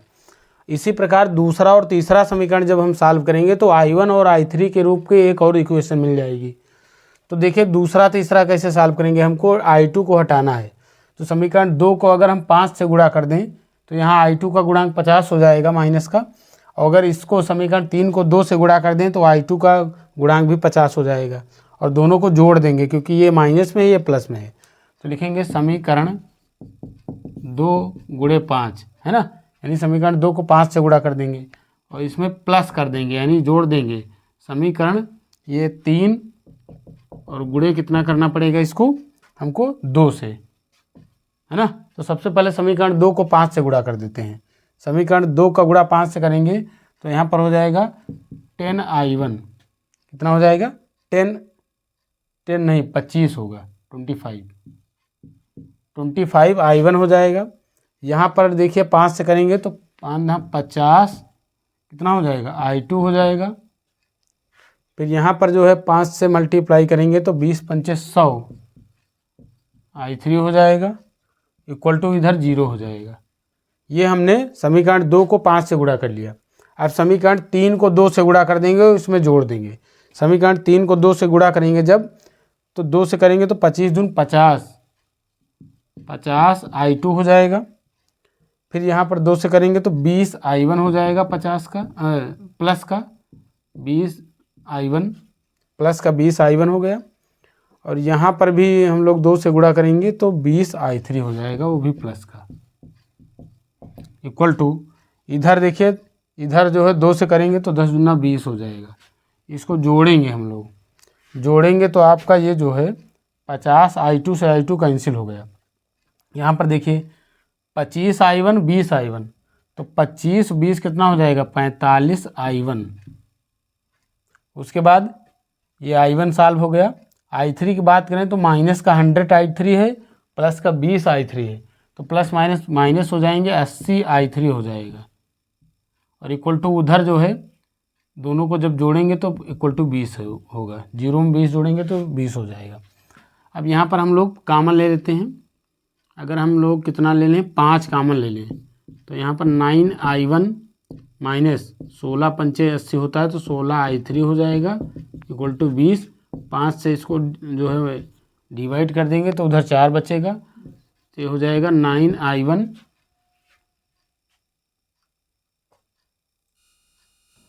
तो यहाँ पर बचेगा 9I1 minus 16I3 equal to उधर कितना बचा 4। तो इसको मान लेंगे समीकरण 5 मान लेंगे, ठीक। अब यहाँ पर 4 और 5 को हल करके हम लोग या तो I1 या I3 का मान किसी एक का मान निकाल सकते हैं। तो देखिए यहाँ पर I1 है सिर्फ, यहाँ पर प्लस का 9I1 है, और यहाँ पर कितना है 16I3 है, 2I3 है प्लस का, यहाँ 16I3 है माइनस का। तो अगर इसको हम लोग 8 से गुणा कर दें, समीकरण 4 को 8 से गुणा कर दें तो 4 दूनी 8 हो जाएगा I3, यहाँ माइनस का 16I3, फिर जोड़ देंगे तो लिखेंगे समीकरण 4 गुणे 8 से मल्टीप्लाई कर देंगे और इसमें जोड़ देंगे समीकरण 5 को। तो समीकरण 4 को 8 से गुणा करेंगे तो हो जाएगा 8I1 प्लस 16I3 हो जाएगा, और इसको 8 से 0 करेंगे तो 0 हो जाएगा इधर। इस समीकरण 4 को हमने 8 से गुणा कर दिया और इसमें जोड़ना है समीकरण 5 को, तो ये 9I1 माइनस का 16I3 इक्वल टू 4, ये जोड़ देंगे हम लोग। जोड़ेंगे तो ये कैंसिल हो गया, 9 8 17I1 हो जाएगा, इक्वल टू उधर बचा 4, तो I1 बराबर हो जाएगा 4/17 एम्पियर, यानी I1 की वैल्यू आ गई 4/17 एम्पियर आ गई, ठीक। अब I1 का मान समीकरण 4 में लिख देंगे। यहाँ पर I1 के स्थान पर कितना रख देंगे, 4/17 रख देंगे। तो I1 का मान लिखेंगे, I1 का मान समीकरण 4 में रखने पर, तो समीकरण 4 हमारा ये है, इसमें I1 के स्थान पर रख देंगे 4/17, 4/17 हो गया, प्लस 2I3 इक्वल टू उधर कितना है 0। समीकरण 4 में हमने मान रख दिया I1 का। तो यहाँ पर देखिए ये जो है 2I3 इधर ही रोक लेंगे, ये 4/17 उधर जाएगा, माइनस का हो जाएगा। तो I3 की बात करें तो ये हो जाएगा माइनस का 4 और नीचे जो है, या फिर आप यहाँ से काट दीजिए, 2 1 कम 2, 2 दूनी 4, तो ये हमारा आ जाएगा I3 की वैल्यू आ जाएगी माइनस का 2/17 एम्पियर। तो ये जो है I3 की वैल्यू आ गई माइनस का 2/17 एम्पियर। अब I1 और I3 इन दोनों के मान समीकरण 1 में रख देंगे, बस हमको I2 मिल जाएगा। तो यहाँ पर देखिए क्या लिखेंगे कि I1 कामा I3 के मान समीकरण 1 में रखने पर, I1 क्या लिखेंगे, I1 तथा I3 के मान समीकरण 1 में रखने पर, तो यहाँ पर देखिए 10I1, 10 इंटू I1 के स्थान पर कितना रख देंगे, 4/17, 4/17 प्लस 5I3 के स्थान पर क्या रख देंगे, माइनस का 2/17, ये हो गया। और यहाँ पर माइनस का 5 क्या हो जाएगा, I2 बराबर क्या हो गया, 0 हो गया। ठीक, तो इसमें हमने वैल्यू रख दिया। अब इसको आगे सॉल्व कर लेते हैं।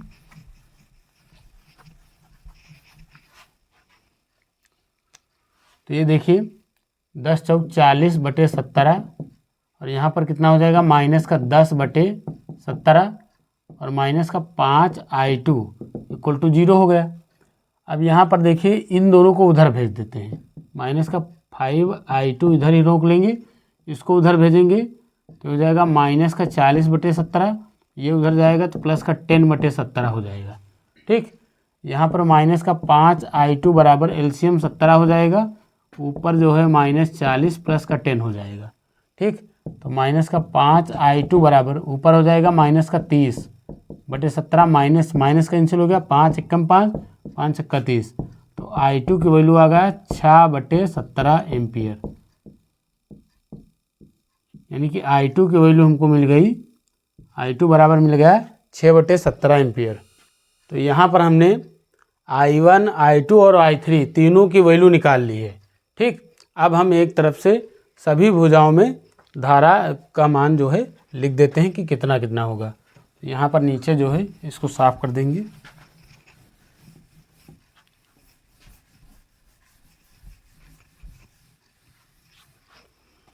तो सबसे पहले हम देखते हैं भुजा AB में धारा, क्या लिखेंगे, अतः भुजा AB में धारा, AB में धारा प्रत्येक शाखा में निकालना था। भुजा AB में धारा कितनी थी, I1 बराबर कितना निकाला है हम लोगों ने, 4/17 एम्पियर। भुजा AB में धारा हो गई। फिर लिखेंगे भुजा BC में धारा, क्या लिखेंगे, भुजा BC में धारा, BC में धारा कितनी जा रही थी, जो है I1 माइनस I3, क्या जा रही थी, I1 माइनस I3 बराबर, तो I1 माइनस I3 निकालना है। भुजा BC में धारा कितनी है, देखिए यहाँ पर I1 माइनस I3, यानी I1 से I3 माइनस कर देंगे, तो I1 हमारा कितना आया था, 4/17, माइनस कर देंगे I3 हमारा कितना है, I3 निकला है माइनस का 2/17, इसको सॉल्व कर लेंगे। ठीक, तो यहाँ पर भी बराबर लगा देंगे। तो इसको जब सॉल्व करेंगे तो कितना हो जाएगा, ये 4/17 माइनस प्लस 2/17 तो हो जाएगा ये 6/17, इतने एम्पियर, है ना। तो भुजा BC में धारा कितनी आ गई, 6/17 एम्पियर। अब हम लोग देखेंगे भुजा BD में धारा, भुजा BD में धारा जो थी वो कितनी है, I3, I3 बराबर, तो ये हमारा कितना आया है, -2/17, -2/17 एम्पियर। ठीक, अगर आप माइनस सिर्फ ये बता रहा है कि दिशा इसकी विपरीत है, अगर इसको हम यहाँ पर माइनस हटा दें, केवल 2/17 लिख दें, तो फिर दिशा ये डी से बी की ओर हो जाएगी, क्योंकि अगर आई की वैल्यू निगेटिव आई है, समझ लीजिए धारा की दिशा विपरीत आई है। ठीक, तो अगर माइनस लगा रहेगा तो आप यहाँ बी डी लिखेंगे, और अगर माइनस हटाएंगे तो इसकी दिशा बदल देंगे, फिर दिशा हो जाएगी बी से डी, यानी भुजा डी बी में धारा लिखेंगे। ठीक, तो ये हो गया। अब हमारे पास क्या बचा, अब इधर ए डी में धारा, भुजा ए डी में धारा क्या लिखेंगे, भुजा ए डी में धारा, ए डी में धारा निकालेंगे तो ए डी में धारा हमारी I2 थी, ए डी में धारा I2 बराबर, देखिए ए डी में धारा I2 कितना निकला है, I2 हमारे पास निकला 6/17 एम्पियर। ठीक, अब हमारे पास क्या बचा, ए बी में धारा हो गई, बी सी में हो गई, बी डी में हो गई, ए डी में हो गई। अब भुजा डी सी में धारा, भुजा डी सी में धारा, डी सी में धारा कितनी है, धारा बराबर कितनी है, I2 + I3, डी सी में धारा कितनी है, I2 + I3, यानी कि जब I2 में I3 जोड़ेंगे, ये देखिए डी तभी तो निकलेगी। तो I2 कितना निकला है हम लोगों का, 6/17, ये 6/17 प्लस I3 कितना निकाला हम लोगों ने, -2/17, इसको सॉल्व करेंगे, 6/17 -2/17, यानी कि हो जाएगा 4/17 एम्पियर, कितना हो जाएगा, 4/17 एम्पियर। ठीक, तो ये भुजा डीसी में धारा आ गई। अब बचा क्या हमारे पास, 1 2 3 4 5, यानी कि 1 भुजा 2 भुजा 3 4 5। अब हमारे पास ये जो सेल वाली धारा बची, सेल की कितनी धारा है, तो सेल की धारा जो है वो I1 + I2 है ना, तो लिखेंगे सेल की धारा, है ना, या सेल में धारा, सेल में धारा लिखेंगे, सेल में धारा I बराबर कितनी है, I1 + I2, I1 + I2, तो I बराबर I1 कितना निकला है, I1 निकला था हमारा 4/17 प्लस I2 कितना निकला है, I2 निकला है 6/17, तो I बराबर कितना हो जाएगा, 6 4 10/17 एम्पियर। तो ये हमारा जो है, ये सभी क्या हो गया, आंसर हो गए हमारे। प्रत्येक जो है शाखा में धारा निकालनी थी, तो प्रत्येक शाखा में ये क्या हो गए, आंसर हो गए। अब देखेंगे क्वेश्चन नंबर 11। क्वेश्चन नंबर 11 आपका दिया गया है, निम्न चित्र से धारा I का मान ज्ञात कीजिए। तो यहाँ पर ये हमको चित्र दिया गया है, इससे धारा I का मान निकालना है। तो इस प्रकार के चित्र को जब हम लोग धारा निकालते हैं चित्र से, तो क्या करते हैं, इसमें लगाएंगे किरचॉफ का प्रथम नियम, है ना, जिसे हम लोग संधि का नियम भी कहते हैं। तो जहाँ जहाँ पर संधियाँ बन रही, देखिए यहाँ पर बिंदु P पर संधि है, एक बिंदु Q पर संधि है, और एक बिंदु R पर संधि है ना। सभी संधियों पर जो है बारी बारी से क्या करेंगे, किरचॉफ का प्रथम नियम लगाएंगे, है ना। किरचॉफ का प्रथम नियम क्या होता है, किसी भी संधि पर मिलने वाली समस्त धाराओं का बीजगणितीय योग 0 होता है। तो सबसे पहले बिंदु P पर लिखेंगे, बिंदु P पर, बिंदु P पर किरचॉफ के प्रथम नियम से, किरचॉफ के प्रथम नियम से बिंदु P पर जो है किरचॉफ का प्रथम नियम लगाएंगे। कैसे लगाते हैं, संधि की ओर आने वाली धाराओं को धनात्मक, संधि से दूर जाने वाली धाराओं को ऋणात्मक लेते हैं। तो बिंदु P पर जो है 2 एम्पियर आ रही है, ये वाली 2 एम्पियर आ रही है, लेकिन ये दोनों क्या हो रही हैं, बाहर जा रही हैं, है ना। तो यहाँ पर लिखेंगे 2 + 2, ये संधि की ओर आने वाली धाराएं हो गई। संधि से दूर जाने वाली धाराएं कौन सी हैं, तो -1 और ये माइनस का क्या हो जाएगा, I1 बराबर 0 हो गया। ठीक, जो संधि से दूर जा रही हैं उनको निगेटिव ले लिया, संधि की ओर आने वाली धाराओं को पॉजिटिव ले लिया। सॉल्व करेंगे तो कितना हो जाएगा, 2 2 4 -1 माइनस का I1 = 0। तो यहाँ पर हो जाएगा 3 माइनस का I1 = 0, यानी कि अगर 3 I1 उधर चला गया प्लस का हो जाएगा, इम्प्लाइज दैट I1 बराबर हमारा आ गया 3, है ना, 3 एम्पियर। लेकिन हमको आंसर क्या निकालना है, आई निकालना है। तो I1 की वैल्यू 3 एम्पियर आ गई, इसको यहाँ पर रोक लेंगे। फिर लिखेंगे पुनः बिंदु P पर, पुनः बिंदु Q पर, बिंदु जो है यहाँ पर बिंदु Q पर जो है किरचॉफ के प्रथम नियम से, बिंदु Q पर किरचॉफ के प्रथम नियम से, बिंदु Q पर किरचॉफ का प्रथम नियम जब लगाएंगे तो ये देखिए संधि की ओर आ रही है I1, यानी कि हो जाएगा I1, और इस संधि से दूर कौन जा रही है, यहाँ पर देखिए माइनस का 1 हो जाएगा और माइनस के क्या हो जाएगा, I2 बराबर 0 हो जाएगा। अब I1 की वैल्यू आपने निकाला है 3, तो I1 की जगह 3 रख देते हैं, -1 माइनस का I2 बराबर 0, 3 से 1 गया तो 2 हो गया, माइनस I2 बराबर 0। अगर I2 उधर ले जाएंगे प्लस का हो जाएगा, यानी कि I2 की वैल्यू आ गई 2 एम्पियर। I2 की वैल्यू कितनी मिल गई, 2 एम्पियर। अब बिंदु R पर हम लोग पुनः लगाएंगे, है ना। अब बिंदु R पर जो है किरचॉफ के प्रथम नियम से, किरचॉफ के प्रथम नियम से बिंदु R पर जब किरचॉफ का प्रथम नियम लगाएंगे तो R पर देखिए I2 आ रही है इसकी ओर, तो प्लस में ले लेंगे। अब माइनस का 1.2 उधर जा रही है बाहर, और I भी बाहर जा रही है, संधि से दूर जा रही है, लेकिन ये वाली 1 जो है संधि की ओर आ रही है, बराबर 0। तो I2 को वैल्यू अभी निकाला है, कितना है 2, तो I2 के स्थान पर 2 रख देंगे, माइनस का 1.2 हो जाएगा, माइनस का I हो गया, प्लस का 1 = 0। अब देखिए यहाँ पर 2 प्लस का है और 2 और ये 1 भी प्लस का है, तो 2 और 1 कितना हो जाएगा, 3, 2 और ये दोनों प्लस के ऐड कर लिया, इसमें माइनस का 1.2 हो गया और I उधर ले जाएंगे प्लस का हो गया। अब 3 से 1.2 माइनस कर देंगे, तो 3 से जब माइनस करेंगे 1.2 तो देखिए यहाँ पर 8 बचेगा, यहाँ 2 से 1 गया 1, यानी 1.8 बचेगा। कितना बच जाएगा, 1.8 बचेगा। तो यहाँ 1.8 = I हो जाएगा, इम्प्लाइज दैट I बराबर 1.8 एम्पियर, है ना। यानी धारा I की वैल्यू हमको निकालनी थी, जो कि हमारा कितना हो गया, आंसर हो गया, कितना आ गया, 1.8 एम्पियर। तो इस चित्र में I की वैल्यू कितनी आ गई, 1.8 एम्पियर।